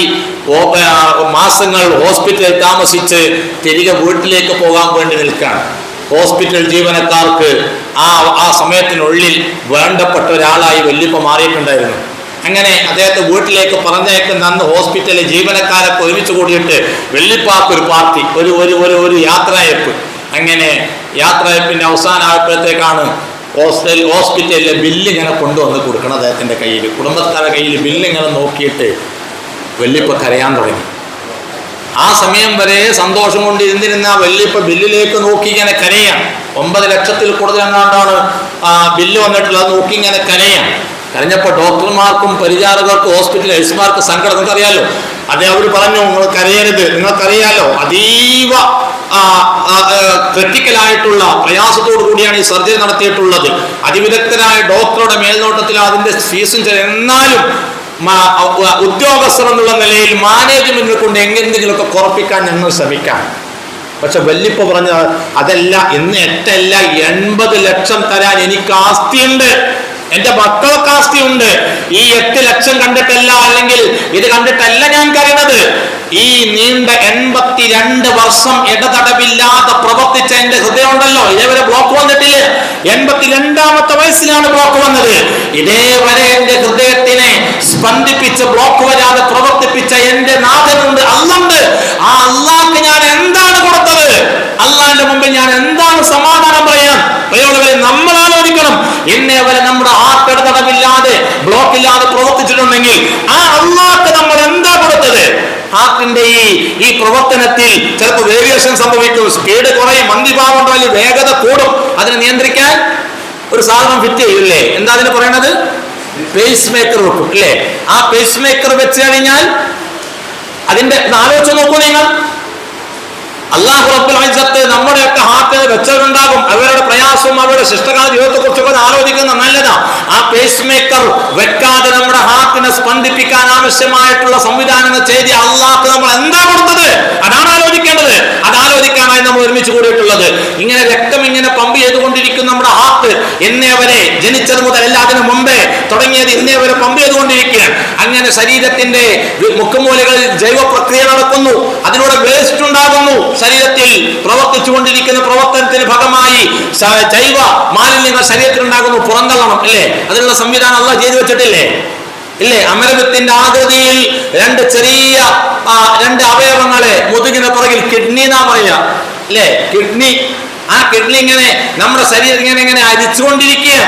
ശരീരത്തിലുള്ള നമ്മുടെ ഈ ബ്ലഡിനെ ഇങ്ങനെ അരിച്ച് ബ്ലഡിലേക്ക് കടന്നു വന്നിട്ടുള്ള ശരീര പ്രവർത്തനത്തിന് വിഘാതമായി നിൽക്കുന്ന മാലിന്യങ്ങളൊക്കെ അത് അരിച്ച് കളഞ്ഞുകൊണ്ടിരിക്കുകയാണ് നമ്മുടെ കിഡ്നി.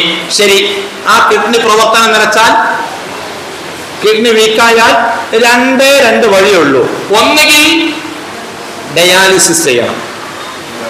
ജീവൻ നിർത്തണമെന്നുണ്ടെങ്കിൽ ഒരാഴ്ചയിൽ ശരാശരി 3 തവണയെങ്കിലും ഡയാലിസിസ് ചെയ്യണം.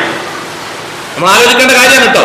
ആഴ്ചയിൽ ജീവനോടുകൂടി ഇരിക്കണമെന്നുണ്ടെങ്കിൽ 3 തവണയെങ്കിലും ഒരു ഡയാലിസിസിന് സാമ്പത്തിക ചെലവൊന്നും ഇപ്പൊ ആലോചിക്കണ്ട. ഇപ്പൊ നമ്മുടെ സമൂഹം അതിനൊക്കെ എവിടുന്നെങ്കിലൊക്കെ പിരിച്ചുണ്ടാക്കിക്കോളും. അല്ലെങ്കിൽ നമ്മുടെ കുടുംബമോ നാട്ടുകാരോ അല്ലെങ്കിൽ സൗജന്യമായിട്ടോ സംഘടനകളോ ഒക്കെ അത് കാര്യം ചെയ്യുന്നുണ്ട്. അതല്ല, ആ മനുഷ്യൻ അനുഭവിക്കുന്ന, ഡയാലിസിസ് ചെയ്തുകൊണ്ടിരിക്കുന്ന മനുഷ്യൻ അനുഭവിക്കുന്ന ശാരീരികവും മാനസികവുമായിട്ടുള്ള, സാമ്പത്തികം ആളുകൾ എല്ലാവരും കൂടെ ഷെയർ ചെയ്യുന്ന വിചാരിക്കുക, ആ മനുഷ്യൻ മാത്രം അനുഭവിക്കുന്ന ശാരീരികവും മാനസികവുമായ അവസ്ഥയെക്കുറിച്ച് നമ്മൾ എപ്പോഴെങ്കിലും ആലോചിച്ചിട്ടുണ്ടോ? നമ്മളിപ്പോ എങ്ങനെ സുന്ദരമായി മൂത്രമൊഴിക്കുന്നു, നമ്മൾ മലമൂത്ര വിസർജനം നടത്തുന്നു ഇല്ലേ? മലമൂത്ര വിസർജനം നടത്തി കഴിഞ്ഞാൽ ഒരു പ്രാർത്ഥന പ്രവാചകൻ പഠിപ്പിച്ചിട്ടുണ്ട്. എന്താണ് പ്രാർത്ഥന? അല്ലേ? എല്ലാ നിഅമത്തും അനുഭവിച്ചു കഴിയുമ്പോൾ ആദ്യമായി പ്രാർത്ഥിക്കാൻ വേണ്ടി പ്രവാചകൻ കുറെ ദുആകൾ. ഭക്ഷണം എന്ന നിഅമത്ത് ആഹരിച്ചു കഴിഞ്ഞാൽ അള്ളാഹു നൽകിയ ആ വലിയ നിഅമത്താണ് ഭക്ഷണം. ആ ആഹാരം തിന്നു കഴിഞ്ഞ് ആഹരിച്ചു കഴിഞ്ഞാൽ നമ്മൾ എന്താ പ്രാർത്ഥിക്കേണ്ടത്? അൽഹംദുലില്ലാ ആദ്യം പറയേണ്ടത് ഇല്ലേ? ഒരു വസ്ത്രം അണിഞ്ഞു കഴിഞ്ഞാൽ അൽഹംദുലില്ലാ എന്ന് കൊണ്ട് തുടങ്ങുന്ന ബാക്കി പ്രാർത്ഥന ഉണ്ട്. അൽഹംദുലില്ലാ. അതേപോലെ വാഹനത്തിൽ കയറുമ്പോ അൽഹംദുലില്ലാ സുബ്ഹാനല്ലദീ സഖറ ലനാ. ഇങ്ങനെ എല്ലാ അധിക മേഖലയിലും അൽഹംദുലില്ലാ അല്ലാഹുവിനെ സ്തുതി അർപ്പിച്ചിട്ട് മലമൂത്ര വിസർജനം നടത്തിയാൽ അൽഹംദുലില്ലാ എന്ന് പറയുന്നതിന് മുമ്പ് ഒരു പദമുണ്ട്. എന്താ? ഗുഫ്രാനക്. എന്തിനാ അത് പറഞ്ഞെന്നറിയോ? എപ്പോഴും ആലോചിച്ചിട്ടുണ്ടോ എന്താ അങ്ങനെ ഒരു പദപ്രയോഗം അവിടെ കിടക്കുന്നത്? അൽഹംദുലില്ലാഹില്ലദീ അദ്ഹബ അനിൽ അദാബ അഫാനി. ഈ അദ എന്നിൽ നിന്ന് നീക്കിക്കളഞ്ഞിട്ടുള്ള അല്ലാഹുവേ, എനിക്ക് സൗഖ്യം നൽകിയ അല്ലാഹ്, നിനക്കാണ് സർവസ്തുതിയും എന്ന് പറയുന്നതിന് മുമ്പ് പടച്ചവനെ എനിക്ക് മാപ്പ് നൽകണേ എന്ന് അല്ലാഹു നമ്മെ കൊണ്ട് പറയിപ്പിക്കുന്നത് എന്തിനാണെന്നറിയോ? നമ്മുടെ ജീവിതത്തിൽ ശരീരത്തിനെ കുറിച്ച് ആലോചിക്കാനാണ്. നമ്മുടെ ഈ ജീവിതം കൊണ്ട് നമ്മുടെ ഈ ബ്ലഡ് ശുദ്ധീകരിക്കുക, ശരീരം ശുദ്ധീകരിക്കുക എന്നുള്ള ഈ പ്രക്രിയക്ക് പകരമായി നമ്മുടെ ആയുഷ്കാലം അത്രയും പണിയെടുത്താലും അതിന് പകരം നിൽക്കാൻ കഴിയില്ല. പടച്ചവനെ ഇനി മാപ്പ് നൽകണേ. 24 മണിക്കൂറും ഇബാദത്ത് എടുത്താലും ഈ ഒരു പ്രക്രിയക്ക് മാത്രം പകരം നിൽക്കാൻ കഴിയില്ല. അതുകൊണ്ട് പടച്ചവനെ എന്നോട് മാപ്പാക്കണേ, എന്റെ വീഴ്ചകൾ പുറത്തു തരണേ എന്നിട്ടാണ് അൽഹംദുലില്ലാ എന്ന് പറയുന്നത്. അത്രമാത്രം പ്രവർത്തനം നമ്മുടെ കിഡ്നി ചെയ്തുകൊണ്ടിരിക്കുന്നു. ഒന്ന് ഞാൻ നേരത്തെ സൂചിപ്പിച്ചതുപോലെ കിഡ്നി പ്രവർത്തനം എന്ന് വെച്ചാൽ ഒന്ന് ഡയാലിസിസ്, രണ്ടാമത് ട്രാൻസ്പ്ലാന്റേഷൻ. അത് എങ്ങനെയെങ്കിലൊക്കെ ആൾക്കാർ വെച്ചിട്ടോ ഒക്കെ ഉണ്ടാക്കിക്കൊള്ളും. കിഡ്നി ട്രാൻസ്പ്ലാന്റ് ചെയ്തിട്ടുള്ള ഏതെങ്കിലുമൊക്കെ വ്യക്തികൾ ഉണ്ടെങ്കിൽ നമ്മുടെ കൂട്ടത്തിൽ അല്ലാഹു ആഫിയത്ത് നൽകട്ടെ ഉണ്ടെങ്കിൽ ദുആ ചെയ്യാം. അവരോടൊന്ന് ചോദിച്ചത് ഇപ്പൊ അനുഭവിക്കുന്ന ശാരീരികവും അവരുടെ മാനസികവുമായിട്ടുള്ള അവസ്ഥ പുറമേക്ക് ചിരിച്ച് നമ്മെ അഭിമുഖീകരിക്കുന്നെങ്കിലും അവർ അനുഭവിക്കുന്ന ശാരീരികവും മാനസികവുമായിട്ടുള്ള അവസ്ഥ എനിക്ക് അനുഭവമുണ്ടേ. ഒരാളെ നമ്മുടെ വിശദീകരിക്കാൻ സമയമില്ല. മമ്പാട് പ്രദേശത്തിനടുത്ത് നമ്മുടെ മദ്രസക്ക് സമയം താമസിക്കുന്ന ഒരു വ്യക്തി, അദ്ദേഹം ട്രാൻസ്പ്ലാന്റ് ചെയ്ത് 10 വർഷം തുടർ ചികിത്സയുമായിട്ട് ഇങ്ങനെ പോവാൻ, അത്യാവശ്യം ചെറിയ കുടുംബ ഒരു വരുമാനമായിട്ട് ഇങ്ങനെ പോവാൻ. അങ്ങനെ വന്നപ്പോഴാണ് ട്രാൻസ്പ്ലാന്റ് ചെയ്ത് കിഡ്നിക്ക് അതും വീക്കാകാൻ തുടങ്ങി എന്നുള്ള വാർത്ത അറിയുന്നത്. ഒന്ന് ആലോചിച്ച് നോക്കൂ നിങ്ങൾ. നമ്മൾ എത്ര സുന്ദരമായിട്ട് മൂത്രമൊഴിക്കുന്നു, മലമൂത്ര വിസർജനം നടത്തുന്നു, പക്ഷെ നമ്മൾ അതിനെക്കുറിച്ച് അഫലാ തുബ്സിറൂൻ വഫീ അൻഫുസികും അഫലാ തുബ്സിറൂൻ. നിങ്ങളുടെ ശരീരത്തിലേക്ക് ഒന്ന് ആലോചിക്കണേ, നിങ്ങൾ അതിനെ നോക്കിക്കാണുന്നില്ലയോ എന്ന് അല്ലാഹു ചോദിച്ചത് വെറുതെയല്ല. നമ്മളിങ്ങനെ ആഹരിക്കുന്നു, കഴിച്ച ആഹാരത്തെ മണിക്കൂറുകൾ കൊണ്ട് അതിൻ്റെ ശരീരത്തിന് ആവശ്യമായ പോഷകങ്ങൾ വലിച്ചെടുത്തിട്ട് ആവശ്യമില്ലാത്ത പുറത്തേക്ക് തള്ളുന്നതിനിടയിൽ ദഹന വ്യവസ്ഥ എന്ന് പറയുന്നൊരു സംവിധാനമുണ്ട്. നമുക്കറിയാം അതിനെക്കുറിച്ച്. ഇവിടെ നിന്ന് ഇറക്കിക്കഴിഞ്ഞാൽ ആമാശയത്തിലിട്ടിട്ട് ഇടിച്ചു. നമ്മൾ അറിയുന്ന കൂട്ടുക ഇത് എത്ര വ്യവസ്ഥാപിതമായാണ് അല്ലാഹു സംവിധാനിച്ചിരിക്കുന്നത്. ഇതിനൊന്ന് തകരാറ് സംഭവിച്ചിട്ടുണ്ടെങ്കിൽ ഒരു ചെറിയ ദഹനക്കേട് വന്നാൽ നമ്മൾ അനുഭവിക്കുന്ന പ്രയാസത്രയാണ്. എന്നിട്ടും നമ്മൾ എന്തേ അതിനെക്കുറിച്ച് ആലോചിക്കാത്തത്? അല്ലാഹു ഇതല്ലേ അവർക്ക് നാം കണ്ണ് നൽകിയിരിക്കുന്നു, കാത് നൽകിയിരിക്കുന്നു, ഖൽബ് നൽകിയിരിക്കുന്നു. എന്തേ നന്ദി കാണിക്കാത്തതെന്ന് അല്ലാഹു. ഈ കണ്ണിനെ കുറിച്ച് ആലോചിച്ചിട്ടുണ്ടോ നമ്മൾ? ഇതൊക്കെ ഒരു വലിയ ശരീരത്തെ കുറിച്ച് ആലോചിച്ചാൽ നമ്മളിങ്ങനെ സുന്ദരമായിട്ട് കാണുന്നല്ലോ. ഈ കണ്ണെന്ന് പറയുന്ന അനുഗ്രഹം അല്ലേ? എന്തുമാത്രം അനുഗ്രഹം! നമ്മളിങ്ങനെ എല്ലാവരും കാണുന്നു. ഈ കാണുന്നതിന് പിന്നിൽ പ്രവർത്തിച്ചുകൊണ്ടിരിക്കുന്ന കുറെ ഘടകങ്ങളില്ലേ? ഒരു വസ്തുവിനെ നമ്മൾ കാണുമ്പോൾ ഒരു പ്രകാശം നമ്മുടെ കണ്ണിലേക്ക് വന്ന്, വസ്തുവിൽ തട്ടി പ്രകാശം നമ്മുടെ കണ്ണിലേക്ക് വന്ന് നമ്മുടെ റെറ്റിനയിൽ, കണ്ണിന് പിറകിലെ റെറ്റിനയിൽ അതിന്റെ പ്രതിബിംബങ്ങൾ അത് ഫലിച്ചിട്ട് റോഡ് കോശങ്ങൾ, കോൺ കോശങ്ങളൊക്കെ പറഞ്ഞിട്ട് അതിനെ വേർതിരിച്ചിട്ട് മസ്തിഷ്കത്തിലേക്ക് മെസ്സേജ് വിട്ട് തിരിച്ചത് ഇത് മണിക്കൂറുകൾ എടുക്കുന്നില്ല, സെക്കൻഡിന്റെ അർത്ഥാംശങ്ങളിൽപ്പെട്ടിട്ടുള്ള ഒരു ഭാഗത്തിനിടയിൽ നമ്മൾ ആളുകളെ കണ്ടാൽ തിരിച്ചറിയാൻ മാത്രം. ഇതിനെക്കുറിച്ച് കണ്ണ് തന്നിട്ടില്ലടോ അല്ലാഹു ചോദിക്കുന്നത് വെറുതെ അല്ലത്. നാവും കൈകാലുകളും സുസജ്ജമായി പ്രവർത്തിക്കുന്ന ഈ ശരീരവും ഒക്കെ അല്ലാഹു നൽകിയിട്ട് എന്താണ് അല്ലാഹു നൽകിയത്? നിങ്ങളുടെ ശരീരത്തിലേക്ക് നോക്കിയിട്ട് നിങ്ങൾ നമുക്ക് അല്ലാഹനെ മറക്കാൻ പറ്റുന്നോ? ഇതാണ് അല്ലാഹു ചോദിക്കുന്നത്. ശരി, ആ ആലോചന നമുക്ക് ഉണ്ടാവണം. എങ്കിൽ ആ അല്ലാഹുവിന്റെ തിരുസന്നിധിയിലേക്ക് തിരിച്ചു പോകുമ്പോ നമ്മുടെ കയ്യിൽ എന്തുണ്ട് എന്നുള്ള ആലോചന. അതാണ് ആ ആലോചനക്ക് വേണ്ടിയായി ഇപ്പൊ നമ്മൾ ഒരുമിച്ച് കൂടി. അതിന് നമുക്ക് നമ്മുടെ ശരീരത്തിൽ അള്ളാഹു ചെരിഞ്ഞിട്ടുള്ള നെഹ്മത്തിനെ കുറിച്ച് ആലോചിക്കണം. നമുക്ക് ചുറ്റും അള്ളാഹു നമ്മുടെ അനുവാദമില്ലാതെ, നമ്മോട് ചോദിക്കാതെ, നമ്മുടെ ആഗ്രഹമില്ലാതെ തന്നെ മഴ ഇങ്ങനെ വർഷിച്ചുകൊണ്ടിരിക്കുക. മഴ കിട്ടാത്തൊരവസ്ഥയെ കുറിച്ച് ആലോചിച്ച് നോക്കൂ നിങ്ങൾ. കുടിനീരിന് വേണ്ടി മനുഷ്യൻ പാടും പ്രയാസപ്പെട്ട് ഓടി നടക്കുന്ന ഫലസ്തീനിലെ മക്കൾ നമ്മൾക്ക് അള്ളാഹു റബ്ബുൽ ഇസ്സത്ത് വീണ്ടും നമുക്ക് സദാസമയം ദുആ ചെയ്യണം കൂട്ടരെ. ആ മക്കൾക്ക് വേണ്ടി, ആ മനുഷ്യർക്ക് വേണ്ടി, ഇസ്രായേൽ എന്ന നരാധമന്മാർ അടിച്ചമർത്തിക്കൊണ്ടിരിക്കുന്ന പാവപ്പെട്ട മനുഷ്യരുണ്ടല്ലോ, കുടിനീരിന് വേണ്ടിയൊക്കെ നമുക്കിതിങ്ങനെ പെയ്തൊഴുകുന്നു, നമ്മൾ മഴയെ ശപിക്കുന്നു ഇല്ലേ? നമ്മൾ ഈ നിയമത്തിനൊന്നും കാണാതെ പോവാണേ. എന്തുമാത്രം നിയമത്താപ്പ് നമ്മൾ ഉള്ളതെന്ന് ആലോചിച്ച് നോക്കൂ നിങ്ങൾ.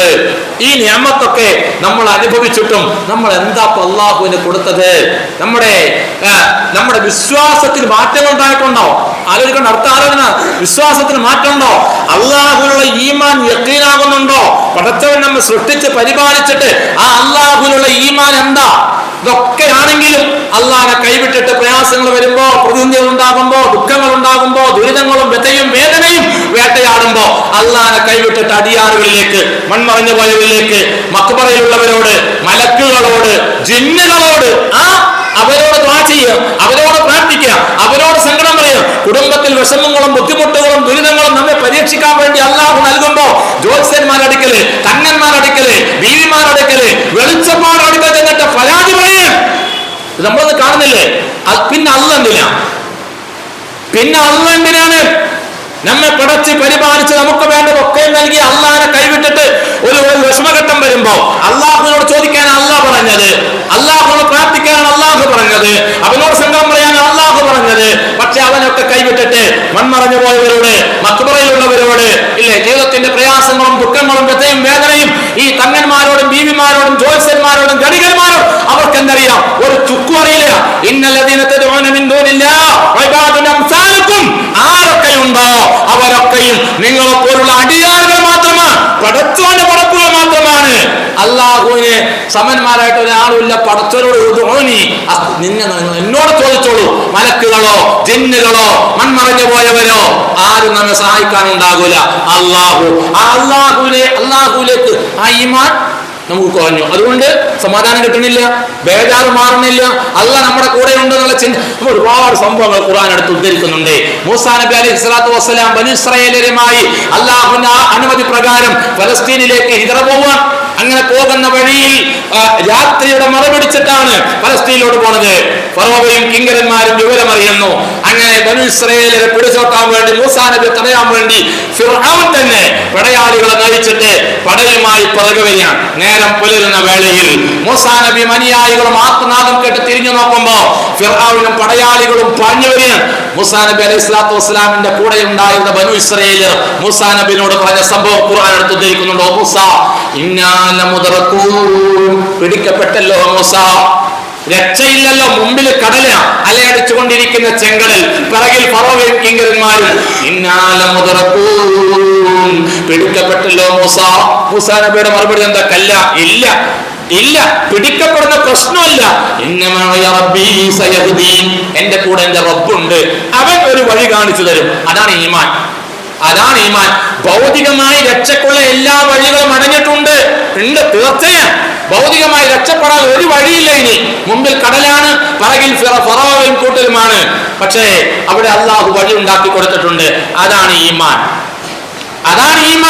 ഈമാനിന്റെ അടിയുറച്ച ഈമാൻ കൊണ്ട് അവർക്ക് ലഭിച്ചിട്ടുള്ള ഗുണം അതാണ്. ആ ഈമാൻ നമുക്കുണ്ടോ? ജീവിതത്തിന്റെ പ്രയാസങ്ങളിൽ, പ്രതിസന്ധികളിൽ, രോഗങ്ങൾ വരുമ്പോ, സാമ്പത്തികമായി തകരുമ്പോ അള്ളാഹ് എന്നെ കൈവിടില്ല എന്നുള്ള അടിയുറച്ച ഈമാൻ. ഇബ്രാഹിം നബിയുടെ ആ തവക്കുൽ നമ്മൾ പറയാറുണ്ട്. തീയിലേക്ക് തെറിച്ചു വീണപ്പോ ഇബ്രാഹിം നബി പറഞ്ഞ വാക്കെന്താ? ഹസ്ബിയല്ലാഹ് വനിഅമൽ വക്കീൽ. ഏതൊരു കുട്ടിക്കും അറിയാവുന്ന ഒരു ഖുർആനിക വചനമാണ് അല്ലേ? പ്രാർത്ഥനയാണ്. പ്രവാചകൻ പഠിപ്പിച്ച, ഇബ്രാഹിം നബി പറഞ്ഞതായി പ്രവാചകൻ പഠിപ്പിച്ച കാര്യമാണ്. അദ്ദേഹം പറഞ്ഞ എനിക്ക് എന്റെ അല്ലാഹ് മതി, പരമേൽപ്പിക്കാൻ അത്യുത്തമൻ അവനാണ്. ഇത് നമ്മൾ കേട്ടിട്ടുണ്ട്. നമ്മൾ കേൾക്കാതെ പോയ ഒരു ഭാഗം കൂടിയുണ്ട്. അതെന്താണെന്നറിയോ? തീയിൽ നിന്ന് പുറത്തേക്ക് വന്ന ഇബ്രാഹിം നബി ആളിക്കത്ത് അഗ്നിയിൽ നിന്ന് സുരക്ഷിതനായി, സുസ്മരപഠനനായി അഗ്നിയിൽ നിന്ന് പുറത്തു വരുമ്പോ ഇബ്രാഹിം നബി സ്വീകരിക്കാൻ ആ നാട്ടിൽ ഒരാൾ പോലും ഇല്ല, ഒറ്റ ആൾ ഇല്ല. ഇബ്രാഹിം നബി പുറത്തു വന്ന് നിൽക്കുമ്പോ ഇനി എങ്ങോട്ടാ പോവാ? വീട്ടിലേക്ക് ചെല്ലാൻ പറ്റുമോ? ഇല്ല. പടിയറച്ച് പിണ്ടം വെച്ചിരിക്കുന്നു പിതാവ്. നാട്ടിൽ നിൽക്കാൻ പറ്റുമോ? ഇല്ല. നാട്ടുകാർ ഒതുക്കിയിരിക്കുന്ന ശിക്ഷയാണിത്. രാജാവ് നടപ്പാക്കിയിരിക്കുന്നു. നാട്ടിൽ നിൽക്കാൻ പറ്റൂല, എവിടെ നിൽക്കാൻ പറ്റൂല. പക്ഷെ ഇബ്രാഹിം നബി ആ സമയത്ത് നമ്മളാണിത് ആലോചിച്ച് നോക്കൂ, നിങ്ങൾ എന്തായിരിക്കും നമ്മുടെ അവസ്ഥ? പക്ഷെ ഇബ്രാഹിം നബി പുഞ്ചിരിച്ചുകൊണ്ട് പറഞ്ഞ ഒരു വാക്കുണ്ട്. ആ വാക്കാണ് നമുക്ക് ആത്മബലം നൽകുക. അതാണ് ഈമാൻ.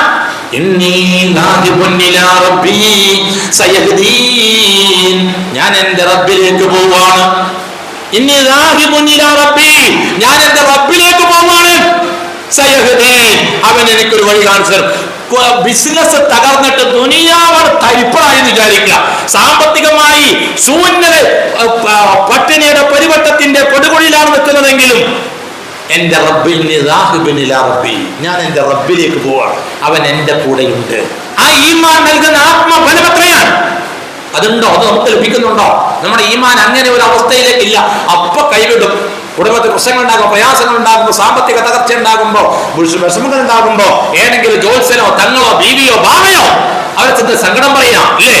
മൺമറഞ്ഞു പോയോ മക്കളെയുള്ളവർ അവരാരും നമ്മുടെ സങ്കടങ്ങൾ കേൾക്കൂല. അള്ളാഹുവിനോട് അള്ളാഹു ഒരു വഴി ഉണ്ടാക്കി തരും. ആ ഈമാനാണോ നമ്മുടെ ഈമാൻ? എങ്കിൽ നമുക്ക് സമാധാനം ഉണ്ടാകും. ആ ഈമാനായി മാറണം. അങ്ങനെ ഈമാൻ അടിയുറക്കുമ്പോൾ ജീവിതത്തിൽ മാറ്റങ്ങൾ ഉണ്ടാകണം. മറ്റുള്ളവന്റെ ഉയർച്ചയിൽ, വളർച്ചയിൽ നമുക്ക് അപ്പോഴേ അടങ്ങേറ്, ഇല്ലേ? അത് നമ്മുടെ ജീവിതത്തിൽ ശുദ്ധീകരണം നടക്കാത്തതുകൊണ്ട്, ഈമാൻ പരിവർത്തനം ഉണ്ടാക്കാത്തത് കൊണ്ടാണ്. മാറ്റം ഉണ്ടാവില്ല. അസൂയയും പകയും വിദ്വേഷവും വൈരാഗ്യവും അങ്ങനെയാണല്ലോ നമ്മളൊക്കെ വലിയ ആൾക്കാർ. ഞാൻ നേരത്തെ സൂചിപ്പിച്ചതുപോലെ വലിയ വലിയ തമ്പുരാക്കന്മാർ, മറ്റുള്ളവരൊക്കെ ഓരാല, ഇല്ലേ? അഹന്തയും ഗർവവും അസൂയയും പകയും വിദ്വേഷവും ഇപ്പോഴും അങ്ങനെയാ. കാലങ്ങളായി നിസ്കരിക്കാൻ തുടങ്ങി, നോമ്പെടുക്കുന്നുണ്ട്, സക്കാത്ത് കൊടുക്കുന്നുണ്ട്, മാറ്റങ്ങളൊന്നുമില്ല. ഇപ്പോഴും അയൽവാസി നമ്മുടെ അടുത്ത് ജീവിച്ചുകൊണ്ടിരിക്കുന്നു. നമ്മുടെ വീടിന് പുറകെ അവന്റെ വീട്ടിലേക്ക് ചെറിയ വഴി, 4 അടി വഴി മാത്രമേ ഉള്ളൂ. ഒരു 4 വീലർ കാർ പോകില്ല.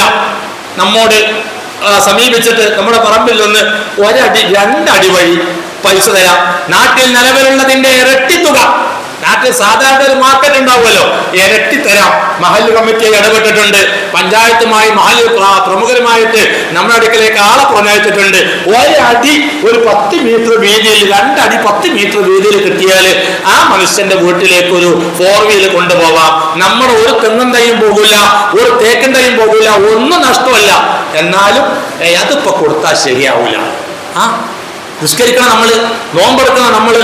ഫലസ്തീൻ കുട്ടികൾക്കെതിരെ അവിടെ പ്രയാസം അനുഭവിക്കുന്ന ആളുകൾ കണ്ടിട്ട് നമ്മൾ ഇസ്രായേലിനെതിരെ ജാഥ നടത്തുകയാണ്, പ്രകടനം നടത്തുകയാണ്. ആ കുട്ടികൾ വിഷമിക്കണം കണ്ടിട്ട് ഈ നമ്മുടെ വീടിന് പിറകിൽ അപ്പുറത്ത് ആ വീട്ടിലെ മനുഷ്യൻ അവിടെ രോഗിയായിട്ട് നിൽക്കുമ്പോ അവരെ താങ്ങി പിടിച്ചിട്ട് ഇങ്ങനെ റോഡിലേക്ക് കൊണ്ടുവരിക. നമ്മളിങ്ങനെ നമ്മുടെ സിറ്റൗട്ടിൽ നിന്ന് നോക്കി നിൽക്കുക. അവന്റെ വീട്ടിലേക്ക് സാധനങ്ങൾ കൊണ്ടുപോകുന്നത് ഈ റോഡിൽ തലച്ചുമടായി കൊണ്ടുപോവുക.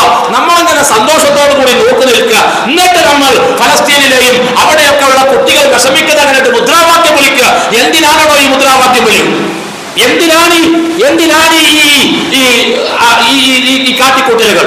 സ്വന്തം സഹോദരൻ, തന്റെ അയൽവാസി ഇങ്ങനെ വിഷമിക്കുന്നത് കണ്ടിട്ട് മനസ്സിൽ മാറ്റങ്ങളില്ലാത്ത നമ്മള് ഇല്ലേ? മാറ്റങ്ങൾ ഉണ്ടാവണം. ജീവിതത്തിൽ പരിവർത്തനങ്ങൾ ഉണ്ടാക്കണം. പകയും വിദ്വേഷം വൈരാഗ്യവും അതൊക്കെ മാറ്റി വെച്ചിട്ട് ജീവിതത്തെ ശുദ്ധി. നമുക്കതിൽ കഴിയുന്നുണ്ടോ? നമ്മുടെ അമലുകൾ കൊണ്ട്, ഈമാൻ കൊണ്ട് കഴിഞ്ഞിട്ടുണ്ടോ എന്നാലോചിക്കാൻ. അതിനു വേണ്ടിയാണ് ഇന്നത്തെ ഈ കൂടിയാലോചന. ഇല്ലെങ്കിൽ ഒരു മാറ്റങ്ങൾ ഉണ്ടാകണം. അവസാനിപ്പിക്കാൻ കുറച്ച് സമയമുള്ളൂ, അവസാനിപ്പിക്കുകയാണ്. പ്രിയമുള്ളവരെ, അവസാനം ഒരു തിരിച്ചുപോക്കുണ്ട്, അള്ളാഹുവിലേക്കുള്ള മടക്കം. ഖുർആനിൽ ആദ്യമായി ഇറങ്ങിയ ആയത്ത് ഏതാ? നമുക്ക് എല്ലാവർക്കും അറിയാം. ആദ്യമായി ഖുർആനിൽ ഇറങ്ങിയത് ഏതാ? അല്ലേ? അതറിയാത്തവർ ഈ ഉമ്മത്തിൽ 1-ാം ക്ലാസ് പഠിക്കുന്ന, 2-ാം ക്ലാസ് പഠിക്കുന്ന കുട്ടികളും ഉണ്ടാവില്ല. എല്ലാ കുറെ ഇത്ര ബിസ്മി റബ്ബിക്കല്ലദീ ഖലഖ് എന്നുള്ള ആയത്ത് കൊണ്ടാണ് തുടങ്ങിയിരിക്കുന്നത് എന്നുള്ളത്. ശരി, ഞാൻ ചോദിക്കട്ടെ, ഖുർആനിൽ ഏറ്റവും അവസാനമായി ഇറങ്ങിയ ആയത്ത് ഏതാ? പറഞ്ഞോളൂ. ഖുർആനിൽ ഏറ്റവും അവസാനമായി ഇറങ്ങിയ ആയത്ത് ഏതാ? ഏറ്റവും അവസാനമായി ഇറങ്ങിയ ആയത്ത് ഏതാ? അല്ല, അൽയൗമ അക്മൽതു ലക്കും ദീനക്കും വഅത്മംതു അലൈക്കും നിഅമതി എന്നുള്ള സൂറത്തുൽ മാഇദയിൽ ആയത്തിറങ്ങുന്ന പ്രവാചകൻ അറഫയിൽ നിൽക്കുമ്പോഴാണ്. ആ അറഫയിൽ ദുൽഹിജ്ജ 10-ന് അല്ലാഹുവിന്റെ റസൂൽ സല്ലല്ലാഹു 9-ന് അല്ലാഹുവിന്റെ പ്രവാചകൻ അറഫയിൽ നിൽക്കുമ്പോൾ അവിടെയാണ് ഈ ആയത്തിറങ്ങുന്നത്. ആ ആയത്തിന് ശേഷം ദുൽഹിജ്ജ കഴിഞ്ഞു, മുഹറം കഴിഞ്ഞു, സഫർ കഴിഞ്ഞു, റബീഉൽ അവ്വൽ 12-ന് അല്ലാഹുവിന്റെ റസൂൽ സല്ലല്ലാഹു അലൈഹി വസല്ലം തങ്ങൾ വഫാത്താവുകയാണ്. അത്ര 2.5 മാസം, 3 മാസത്തോളം ഗ്യാപ്പുണ്ട്. അതിനിടയിൽ ആയത്തിറങ്ങിയിട്ടുണ്ട്. അതല്ല ഇദാ ജാഅ നസ്റുല്ലാഹി വൽ ഫത്ഹ് എന്നുള്ളതും മക്കയിൽ വെച്ചാണ്, ഹജ്ജിന്റെ വേളയിലാണ് അവതീർണമാകുന്നത്. അവസാനമായി ഇറങ്ങിയ ആയത്ത് നമുക്ക് ഓർമ്മല്ല, ഏതാണെന്നറിയോ? ഖുർആനിലെ 2-ാം അധ്യായം സൂറ അൽ ബഖറയിലെ 200 ഏതാ പറഞ്ഞോളി. അൽ ബഖറയിലെ 282-ാമത്തെ വചനം. വത്തഖൂ യൗമൻ തുർജഊന ഫീഹി ഇലല്ലാഹ് ثم توفى كل نفس ما كسبت وهم لا يظلمون. വത്തഖൂ യൗമൻ, ഒരു ദിവസത്തെ നിങ്ങൾ സൂക്ഷിക്കണേ. തുർജഊന ഫീഹി ഇലല്ലാഹ്, അന്ന് നിങ്ങൾ അല്ലാഹുവിലേക്ക് മടക്കപ്പെടും. അല്ലാഹുവിലേക്ക് മടക്കപ്പെടുന്ന ദിവസത്തെ നിങ്ങൾ സൂക്ഷിക്കണേ എന്നാണ് അവസാനമായി ഇറങ്ങിയത്. തുടക്കം ഇറങ്ങിയത് ആദ്യത്തത് സൃഷ്ടിച്ചവനായ അലക്കിൽ നിന്ന് നിങ്ങൾ സൃഷ്ടിച്ചവനായ നാഥന്റെ നാമത്തിൽ വായിക്കണമെന്ന് തുടങ്ങി നമ്മുടെ സൃഷ്ടിപ്പിനെ ഓർമ്മപ്പെടുത്തി അവതീർണമായി തുടങ്ങിയ ഖുർആൻ മടക്കത്തെ ഓർമ്മപ്പെടുത്തിയിട്ടാണ് ഖുർആൻ പൂർത്തിയാക്കുന്നത്. അതിന്റെ അർത്ഥം എന്താ? മടക്കത്തെ കുറിച്ച് ആലോചിച്ചുകൊള്ളുക. അതുകൊണ്ട് ആ പ്രവാചകൻ ഒരിക്കൽ പറഞ്ഞത്, ആരാണ് ബുദ്ധിമാൻ എന്നറിയോ? മരണത്തെ കൂടുതലായി ഓർമ്മിക്കുന്നവനാണ്. മരണത്തെ കൂടുതലായി ഓർമ്മിക്കുകയും മരണത്തിന് വേണ്ടിയുള്ള ലോകത്തിന് വേണ്ടി പണിയെടുക്കുകയും ചെയ്യുന്നവനാണ് ബുദ്ധിമാൻ എന്ന് പറഞ്ഞത്. വെറുതെ അല്ല. അവസാനമായി ആ തിരിച്ചുപോക്കിനെ കുറിച്ച് ആലോചിക്കുമ്പോൾ റസൂലുള്ളാഹി സ്വല്ലല്ലാഹു അലൈഹി വസല്ലം തങ്ങളുടെ ക്ലാസ് എടുത്തുകൊണ്ടിരിക്കുക സ്വഹാബത്തിന്. ലോകാവസാനത്തെ കുറിച്ചാണ് പ്രവാചകന്റെ ക്ലാസ്. അന്ത്യദിനത്തിനെ കുറിച്ച്, അതിന്റെ സംഭവ വികാസങ്ങളെ കുറിച്ച് ഖുർആൻ ആയത്ത് ഉദ്ധരിച്ച് അല്ലാഹുവിന്റെ റസൂൽ ഇങ്ങനെ ഉത്ബോധനം നടത്തിക്കൊണ്ടിരിക്കുമ്പോൾ സ്വഹാബത്ത് ഇങ്ങനെ ആ സംഭവം കേട്ട് പരിഭ്രാന്തരായി നിൽക്കുക. ഒരു സ്വഹാബി എണീക്കുന്നു, ചോദിക്കുന്നു, യാ റസൂലല്ലാഹ്, അല്ലാഹുവിന്റെ ദൂതരേ, മതസാ, എപ്പോഴാണ് ഇത് സംഭവിക്കാനിരിക്കുന്നത്? ഈ അന്ത്യ ദിവസം എപ്പോഴാണ്? സമയം എപ്പോഴാണ്? റസൂലുള്ളാഹി സ്വല്ലല്ലാഹു അലൈഹി വസല്ലം നിർത്തി പ്രസംഗം. എന്നിട്ട് റസൂലുള്ളാഹി അവനോട് ചോദിച്ചു, ഇത് എപ്പോഴും നടക്കട്ടെ, അതിന്റെ സംഭവ വികാസങ്ങൾ ഇങ്ങനെ വിശദീകരിച്ചു കൊടുക്കുക റസൂലുള്ളാഹി സ്വല്ലല്ലാഹു അലൈഹി വസല്ലം. എപ്പോ സംഭവിച്ചാലും എന്താണോ നീ അതിന് വേണ്ടി നീ തയ്യാറാക്കി വെച്ചിട്ടുള്ളത്? സ്വഹാബിനോട് ചോദ്യം. സ്വഹാബി എന്താ നീ അതിനു വേണ്ടി ഒരുക്കി വെച്ചിട്ടുള്ളത്? സ്വഹാബി മറുപടി പറയുന്നുണ്ട്, അല്ലാഹുവിന്റെ റസൂലെ, ഞാൻ ഒരുക്കി വെച്ചിട്ടുള്ളത് അല്ലാഹുവിനോടുള്ള കടപ്പാടും ആ പ്രവാചകനെ താങ്കളോടുള്ള ഇത്താഅത്തുമാണ്. എങ്കിൽ നീ വിജയിച്ചു. പറഞ്ഞർത്ഥം സ്വഹാബിക്ക് അതിന് ഉത്തരവുണ്ട്. ഞാൻ അല്ലാഹുവിനോടുള്ള പരിപൂർണ്ണ കീഴൊതുക്കവും ജീവിതത്തെ അല്ലാഹുവിന് വേണ്ടി ഞാൻ സമർപ്പിക്കലും പ്രവാചകനോടുള്ള ഇത്താഅത്തുമായി ഞാൻ എൻ്റെ ജീവിതത്തെ തള്ളി നീക്കുന്നുണ്ട് റസൂലേ. എങ്കിൽ നീ വിജയിച്ചു. ആ കൂട്ടത്തിൽ നമ്മൾ ഉണ്ടാവോ ഇല്ലേ എന്നുള്ളത് നമ്മൾ ആലോചിക്കണം. നമ്മുടെ കർമ്മങ്ങളുടെ അവസ്ഥ എന്താ? നിസ്കാരത്തിന്റെ അവസ്ഥ എന്താ? ജീവിതത്തിൽ മാറ്റങ്ങളുണ്ടോ? നമ്മെ അടിമുടി ശുദ്ധീകരിക്കാൻ ഈ പറഞ്ഞിട്ടുള്ള ഒരുപാട് അരുതായ്മകളിൽ നിന്ന് വിശദീകരിക്കുന്നില്ല. അരുതായ്മകളിൽ നിന്ന് നമ്മെ നന്നാക്കാൻ നിസ്കാരം പ്രാപ്തമാണോ? നമ്മുടെ നോമ്പ് അതിന് പ്രാപ്തമാണോ? സക്കാത്ത് കൊടുക്കാൻ തുടങ്ങിയിട്ട്, സ്വതക്ക ചെയ്യാൻ തുടങ്ങിയിട്ട് കാലങ്ങളായില്ലേ? ഇപ്പോഴും മുതലിങ്ങനെ വാരിക്കൂട്ടുക, അന്യന്റെ അനർഹമായിട്ട് ഇങ്ങനെ സമ്പാദിക്കാനുള്ള ചിന്തയാണോ ആലോചിക്കേണ്ട കാര്യം? എങ്കിൽ അങ്ങനെയാണെങ്കിലൊക്കെ ഒരു മാറ്റം ഉണ്ടാക്കാൻ. അതേപോലെ തന്നെ മരണത്തിന് ശേഷം എന്താണ് നമ്മുടെ കൈവശം? അതുകൊണ്ടല്ലേ യാ അയ്യുഹല്ലദീന ആമനൂ, ഈമാനുള്ളവരെ എന്ന് വിളിച്ചിട്ട് ഖുർആൻ പറഞ്ഞു, ഇത്തഖുല്ലാഹ്, പടച്ചോനെ സൂക്ഷിക്കണേ. വൽതൻദുർ നഫ്സും മാ ഖദ്ദമത് ലിഗദിൻ, നാളേക്ക് വേണ്ടി എന്താണ് നീ ഒരുക്കി വെച്ചിട്ടുള്ളത് എന്ന് ഓരോരുത്തരും ആലോചിക്കണം. നാളേക്ക് വേണ്ടി എന്ന് പറഞ്ഞാൽ നാളെ രാവിലെ ബ്രേക്ക്ഫാസ്റ്റിന് എന്താണ് ഉണ്ടാക്കേണ്ടത്? പ്രിയമുള്ള ഉമ്മമാരെ, സഹോദരിമാരെ, എന്താ ബ്രേക്ക്ഫാസ്റ്റ് ഉണ്ടാക്കേണ്ടത് എന്ന് പ്ലാൻ ആക്കിയിട്ടില്ലേ? ഉണ്ട്. അതിനെക്കുറിച്ചല്ല അല്ലാഹു പറഞ്ഞത്. നാളെ അല്ലെ അടുത്ത ആഴ്ച അല്ലെ വരുന്ന മാസം മകളുടെ കല്യാണം ഉണ്ടെങ്കിൽ എന്ത് വിഭവം ഉണ്ടാക്കേണ്ടത്? സൽക്കാരത്തിന് എന്താ ഉണ്ടാക്കേണ്ടത്? പ്ലാനിംഗ് ഉണ്ട് നമുക്ക്. ഇന്ന് കണ്ണടച്ചാൽ നാളെ നമ്മുടെ ജീവിതം എന്തായിരിക്കും എന്നുള്ളതിനെ കുറിച്ചുള്ള പ്ലാനിങ് ഇല്ലാതെ പോയത്. മക്കളുടെ കല്യാണത്തെക്കുറിച്ചും സൽക്കാലത്തെക്കുറിച്ചും നമ്മുടെ വീടിന്റെ നിർമ്മാണത്തെക്കുറിച്ചും തായ്യാർ ഇറക്കിക്കെട്ടുന്നതും അടുക്കള വീതി കൂട്ടുന്നതും ബെഡ്റൂം വിശാലാക്കുന്നതും AC ഫിറ്റാക്കുന്നതും ഇങ്ങനെ എല്ലാ പ്ലാനിങ്ങും ഉണ്ട്. നമുക്ക് പ്ലാനിങ് ഇല്ലാതെ പോയത് നാളെ നമ്മൾ കടക്കാനിരിക്കുന്ന ഖബറിലേക്ക് വേണ്ടി എന്താണ് ഇൻവെസ്റ്റ് ചെയ്തത് എന്നതിനെ കുറിച്ചാണ്. ആ ആലോചന ഇല്ലാതെ പോയതാണ് ഈ വിഷയത്തിൽ കാരണം. അതിനെക്കുറിച്ചാണ് ആലോചിക്കേണ്ടത്. എന്താ നമ്മുടെ കയ്യിൽ അവിടേക്ക് മാറ്റി. അള്ളാഹനെ സൂക്ഷിക്കണേ എന്ന് അപ്പുറവും ഇപ്പുറവും പടച്ചവനെ സൂക്ഷിക്കണേ. അതാ പ്രവാചകൻ നീ എന്താണോ അങ്ങോട്ട് മാറ്റി വെച്ചിട്ടുള്ളത് അതിനെക്കുറിച്ചുള്ള ആലോചന ഉണ്ടാകണം. കുറേയൊക്കെ ഒരു സംഭവം ഞാൻ നിർത്തുകയാണ് കേട്ടോ. കുറേയൊക്കെ ഒരുക്കി വെച്ചിട്ടുണ്ടാകും നമ്മൾ. പക്ഷേ നമ്മൾ ആലോചിക്കേണ്ടത് ഈ ഒരുക്കി വെച്ചതൊക്കെ നാളെ അവിടെ കിട്ടുമെന്നും ആലോചിക്കണ്ടേ? ഒരുക്കി വെച്ചതൊക്കെ അവിടെ ഉണ്ടാകുമോ അതും ആലോചിക്കണം. നമ്മുടെ നിസ്കാരം, നമ്മുടെ നോമ്പ്, നമ്മുടെ അമലുകളും, ഈ ഇരുത്തവും ക്ലാസ്സുകളും ഒക്കെ നാളെ അള്ളാന്റെ കോടതിയിൽ നമുക്ക് തുണയായി മാറും നമുക്ക് പ്രതീക്ഷ ഉണ്ടോ? അള്ളാന്റെ റസൂൽ സല്ലല്ലാഹു അലൈഹി വസല്ലമ തങ്ങളും സഹാബത്തും ഇരിക്കുന്നു. അള്ളാന്റെ റസൂൽ ചോദ്യം സഹാബത്തിനോട്, അത്തദ്റൂന മിനൽ മുഫ്ലിസ്, നിങ്ങൾക്കറിയുമോ ആരാണ് പാപ്പരായവർ, തുലഞ്ഞു പോയവർ? സഹാബത്തിന് മറുപടി, അൽ മുഫ്ലിസ്, തുലഞ്ഞു പോയവൻ, മല്ലാ ദിർഹമ ലഹു വലാ മതാ, ജീവിത വിഭവമായ ദിർഹമോ ദീനാറോ ഇല്ലാത്ത, നയാ പൈസക്ക് ഗതിയില്ലാത്തവൻ, അവനാണ് എന്റെ കൂട്ടത്തിൽ തുലഞ്ഞു പോയവൻ. റസൂലുള്ള തിരിച്ചാണ്, അല്ല അല്ല, എന്റെ ഉമ്മത്തിലെ തുലഞ്ഞു പോയത് അവനല്ല, അവൻ ഒരുത്തനാണ്. അള്ളാന്റെ കോടതിയിൽ നാളെ കടന്നു വരുന്നവനാണ്. ബിസ്വലാത്തിൻ, നിസ്കാരം കൊണ്ടുവന്നവൻ, സക്കാത്തിൻ, സക്കാത്ത് കൊണ്ടുവന്നവൻ, സിയാം, നോമ്പ് കൊണ്ടുവന്നവൻ, പുണ്യകർമ്മങ്ങളുടെ കൂമ്പാരമായി അള്ളാന്റെ കോടതിയിൽ കടന്നു വന്നവൻ. എന്നിട്ട് റസൂലുള്ള വീണ്ടും പറയാ, ഇന്നാലിന്നാളെ ചീത്ത വിളിച്ചിട്ടുണ്ട്, മറ്റൊരുത്തനെ അടിച്ചിട്ടുണ്ട്, മറ്റൊരുത്തന്റെ രക്തം ചിന്തിയിട്ടുണ്ട്, മറ്റൊരുത്തന്റെ ധനം ഭുജിച്ചിട്ടുണ്ട്, മറ്റൊരുത്തന്റെ മേൽ അപവാദം പറഞ്ഞിട്ടുണ്ട്, നമീമത്ത് പറഞ്ഞിട്ടുണ്ട്, ഏഷണി പറഞ്ഞിട്ടുണ്ട്. ഒരുപാട് അനർത്ഥങ്ങളുമായിട്ട് അള്ളാന്റെ കോടതിയിൽ വരുന്ന ഈ മനുഷ്യൻ അള്ളാഹുവോട് ഹക്കനുസരിച്ച് നീതിയുക്തമായി വിചാരണ നടത്തുക. അങ്ങനെ വിചാരണ നടത്തുമ്പോ ആരെയാണോ നമ്മൾ ബുദ്ധിമുട്ടിച്ചത്, ഗീബത്ത് പറഞ്ഞത്, ആരുടെ മേല ആരുടെ അവകാശമാണോ നമ്മൾ ചോദ്യം നടത്തിയിട്ടുള്ളത്, ആരുടെ അതിനാണോ മാന്തിയത്, ആരുടെയാണോ അനർഹമായി സമ്പാദിച്ചത്, ആരെയാണോ നമ്മൾ വിഷമിപ്പിച്ചത്, ആരെയാണോ നമ്മൾ ചീത്ത വിളിച്ചത്, ആ മനുഷ്യനിങ്ങനെ നീതി നടപ്പാക്കുക. നമ്മുടെ നന്മകൾ എടുത്തിട്ട് നിസ്കാരം, നോമ്പ് എടുത്തിട്ട് അവിടെ കൊടുക്കുക. നമ്മുടെ നന്മകൾ തീരുമ്പോ അവിടെ നിന്ന് തിന്മകൾ എടുത്തിട്ട് നമ്മുടെ ചുമലിൽ ചാത്തപ്പെടുകയാണ്. പിന്നെ നരകത്തിലേക്ക് വലിച്ചെറിയപ്പെടുകയാണ്. അവനാണ് എന്റെ കൂട്ടത്തിലെ തുലഞ്ഞു പോയവൻ.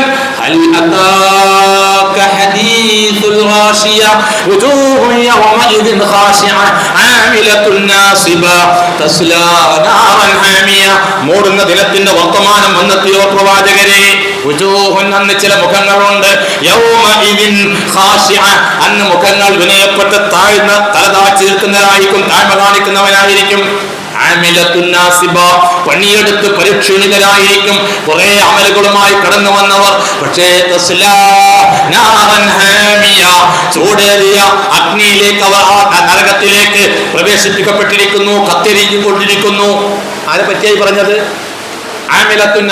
പണിയെടുത്ത് പരിക്ഷീണിതരായി ഒരുപാട് പുണ്യങ്ങളുമായി അള്ളാന്റെ കോടതിയിൽ വന്നിട്ട് ഒക്കെ നിഷ്ഫലമായി പോകുന്ന രണ്ട് വ്യാഖ്യാന മുഫസ്സിറുകൾ നൽകിയിട്ടുള്ളത്. ഒന്ന്, ഇതേപോലെ കുറെ അനർത്ഥങ്ങളുമായി വന്നിട്ട് ഹിസാബിന്റെ വേളയിൽ ഒക്കെ നഷ്ടപ്പെട്ടു പോയവൻ. രണ്ടാമത്തത്, വിദഅത്ത് ചെയ്തിട്ട് പ്രവാചകൻ കാണിച്ചു വന്നിട്ടില്ലാത്ത, ദീൻ പഠിപ്പിച്ചിട്ടില്ലാത്ത ദുരാചാരങ്ങൾ ചെയ്തിട്ട് പ്രവർത്തനങ്ങളെ നഷ്ടപ്പെടുത്തി കളഞ്ഞവർ. ആ കൂട്ടത്തിൽ നമ്മൾ ഉണ്ടാവരുത്.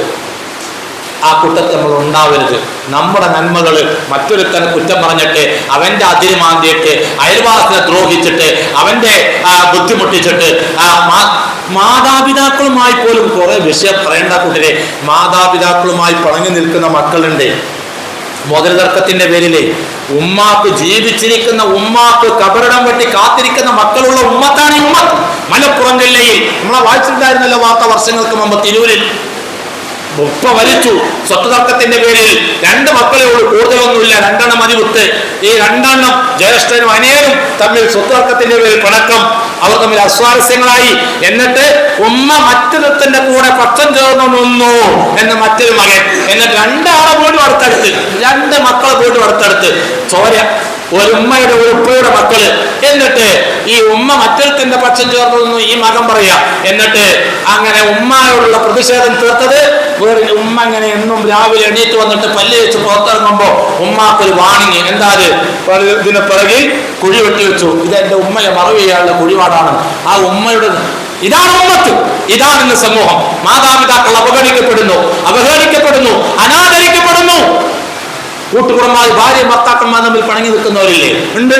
വെറുതെ നിസ്സാര കാര്യത്തിന് വേണ്ടി അവർ തമ്മിൽ എന്നും ഉടക്ക്, എന്നും വഴക്കും വക്കാണും കച്ചറയും അല്ലറ ചില്ലറ സൗന്ദര്യ ഗുണങ്ങളുണ്ടോ അതൊക്കെ അപ്പോൾ റൂമിൽ വെച്ച് പെട്ടെന്ന് തീരണ്ടേ.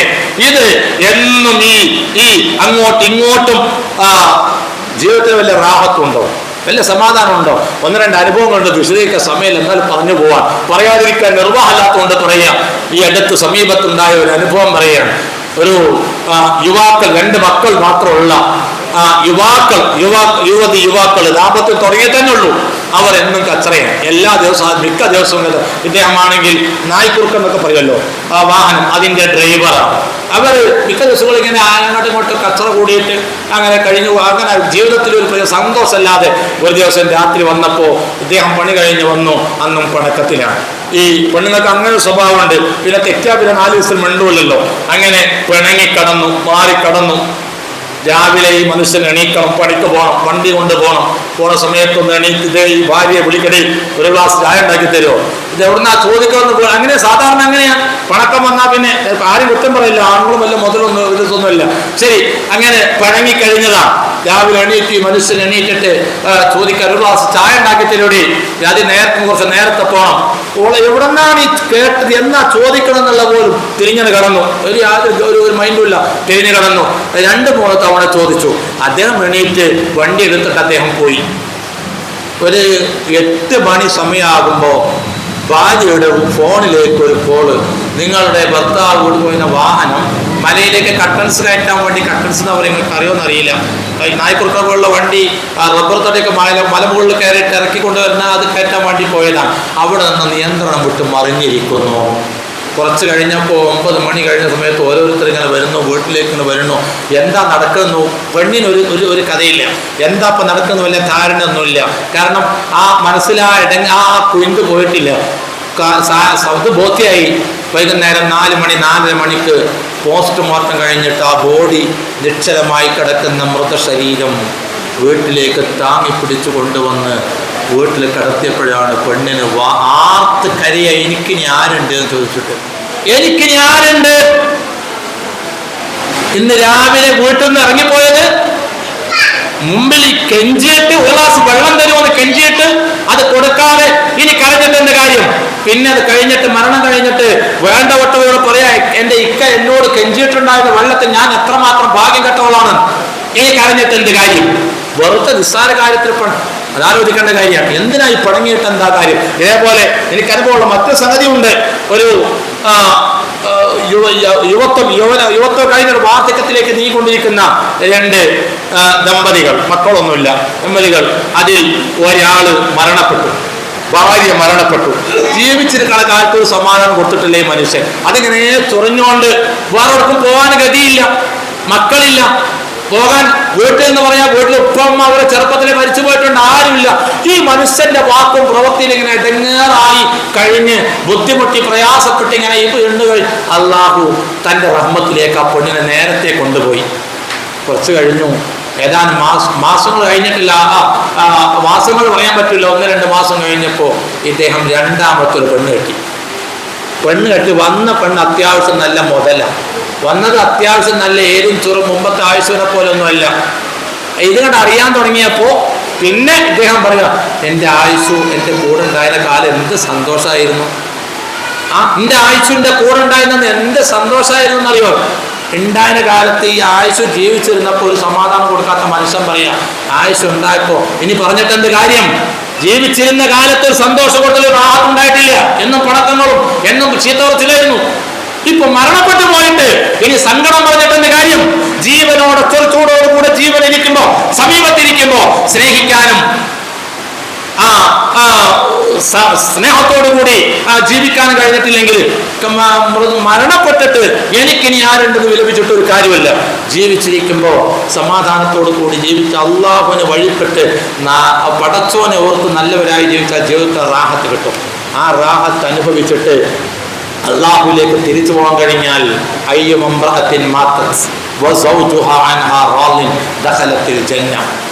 ഇത് പ്രവാചകൻ പറഞ്ഞത് പെണ്ണിനെ പറ്റിയാണെങ്കിലും കുടുംബത്തിൽ പരസ്പര ദാമ്പത്യത്തിൽ തൃപ്തിയോടുകൂടി വിട പറഞ്ഞു പോകാൻ കഴിഞ്ഞാൽ സ്വർഗാവകാശികളാണെന്ന് റസൂലുള്ളാഹി സ്വല്ലല്ലാഹു അലൈഹി വസല്ലം തങ്ങൾ പഠിപ്പിക്കുക. ആ ഒരവസ്ഥയിലാണോ നമ്മൾ എന്ന് നമ്മൾ ആലോചിക്കും. എല്ലാ നിലക്കും ഞാൻ ഇതുവരെ സൂചിപ്പിച്ച കാര്യം ഒന്നുകൂടെ പറയാണ്. തിരിച്ചുപോക്കിന് വേണ്ടി നമ്മൾ ഒരുങ്ങിയിരിക്കണം. കയ്യിൽ എന്തുണ്ട് എന്നുള്ള ആലോചന ഉണ്ടാകണം.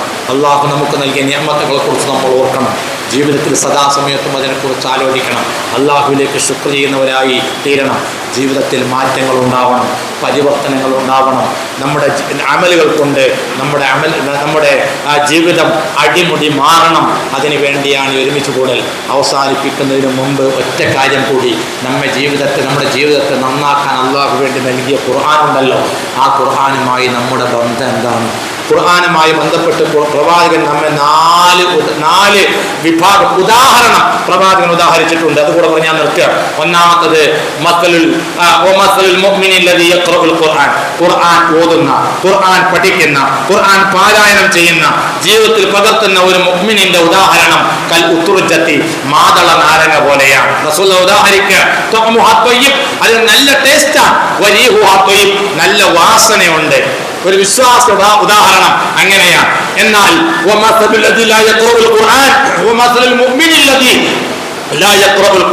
ഖുർആൻ ഓതാത്ത ഒരു മുഅ്മിനിന്റെ ഉദാഹരണം കത്തംറത്തി, കാരക്ക പോലെയാണ്. നല്ല ടേസ്റ്റാ, കാരക്ക ഈത്തപ്പഴത്തിന് നല്ല ടേസ്റ്റാ.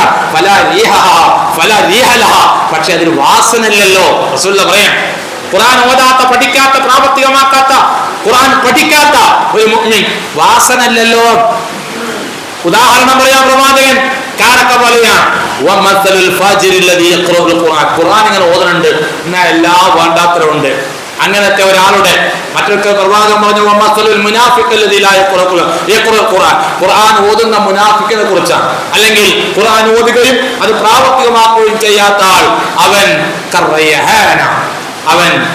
റയ്ഹാന പോലെയാണ്, തുളസി പോലെയാണ്. നല്ല വാസനയാണ്, പക്ഷെ അതിന്റെ ടേസ്റ്റ് കയ്പ് രുചിയാണ്.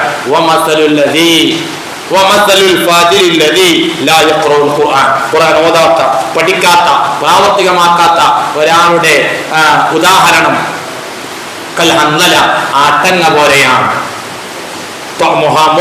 കയ്പ് രുചിയാണ്. വാസന ഒരു വസ്തുവിനും കൊള്ളൂല.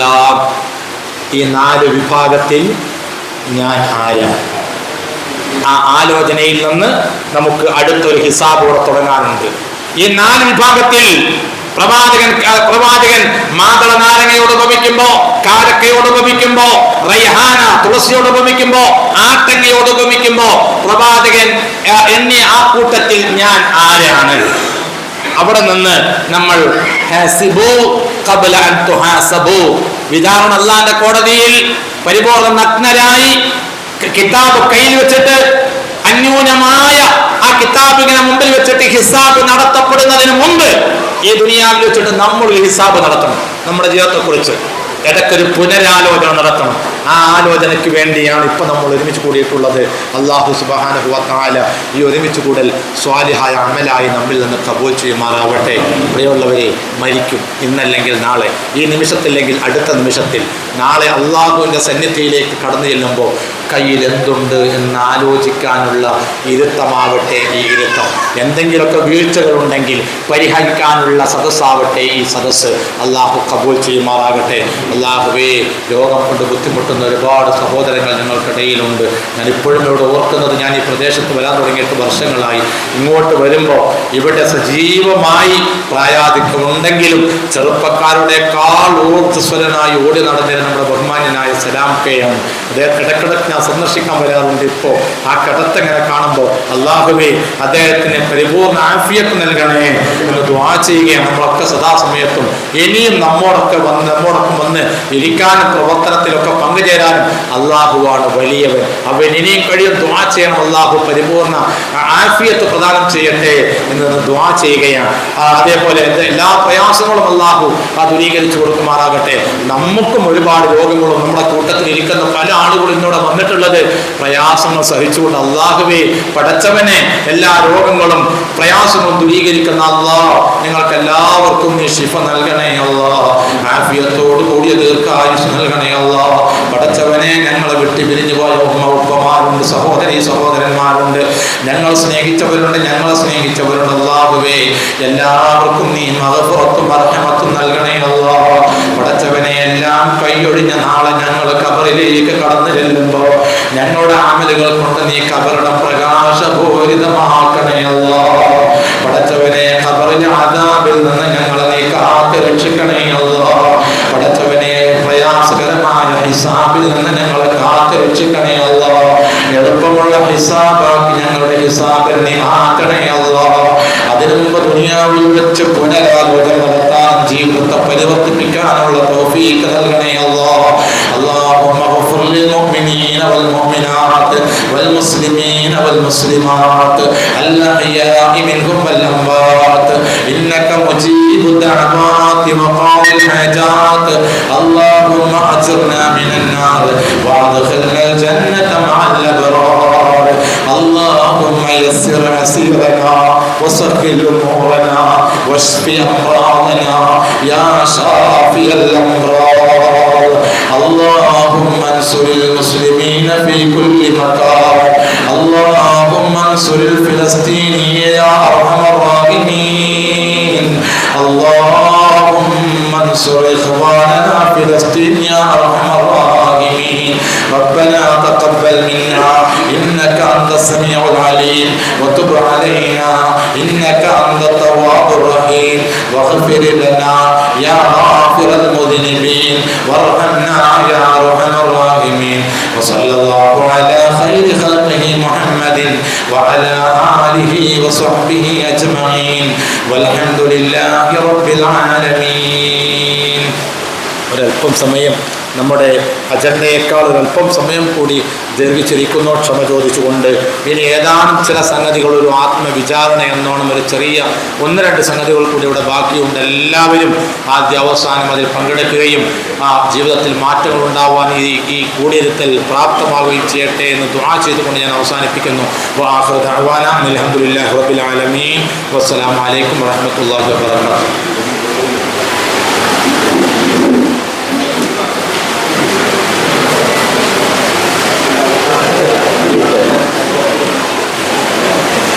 പൗരന്മാരെ, ഒരു കാമണിക്കൂറുകളുടെ പരിപാടി അവസാനിപ്പിക്കാം. എന്നിട്ട് പ്രത്യേകമായ അജണ്ട ഉള്ളതുകൊണ്ടാണ് ഇനി ഈ നടക്കാൻ പോകുന്നത്. ഒരു ചർച്ചയാണ്, ഗ്രൂപ്പ് ചർച്ചയാണ്. വളരെ കുറച്ച് സമയം വേണ്ടിയുള്ളൂ. അതായത് നമ്മൾ ഈ ആദർശത്തിലേക്ക് വരാനുള്ള പ്രത്യേകമായ കാരണം, പിന്നെ അനുഭവങ്ങൾ, അല്ലെങ്കിൽ നമ്മുടെ ഈ മതത്തിലേക്ക് വരാനുണ്ടായ, ഈ ആദർശത്തിലേക്ക് വരാനുണ്ടായ പ്രത്യേകമായ അനുഭവങ്ങളോ സാഹചര്യങ്ങളോ അത്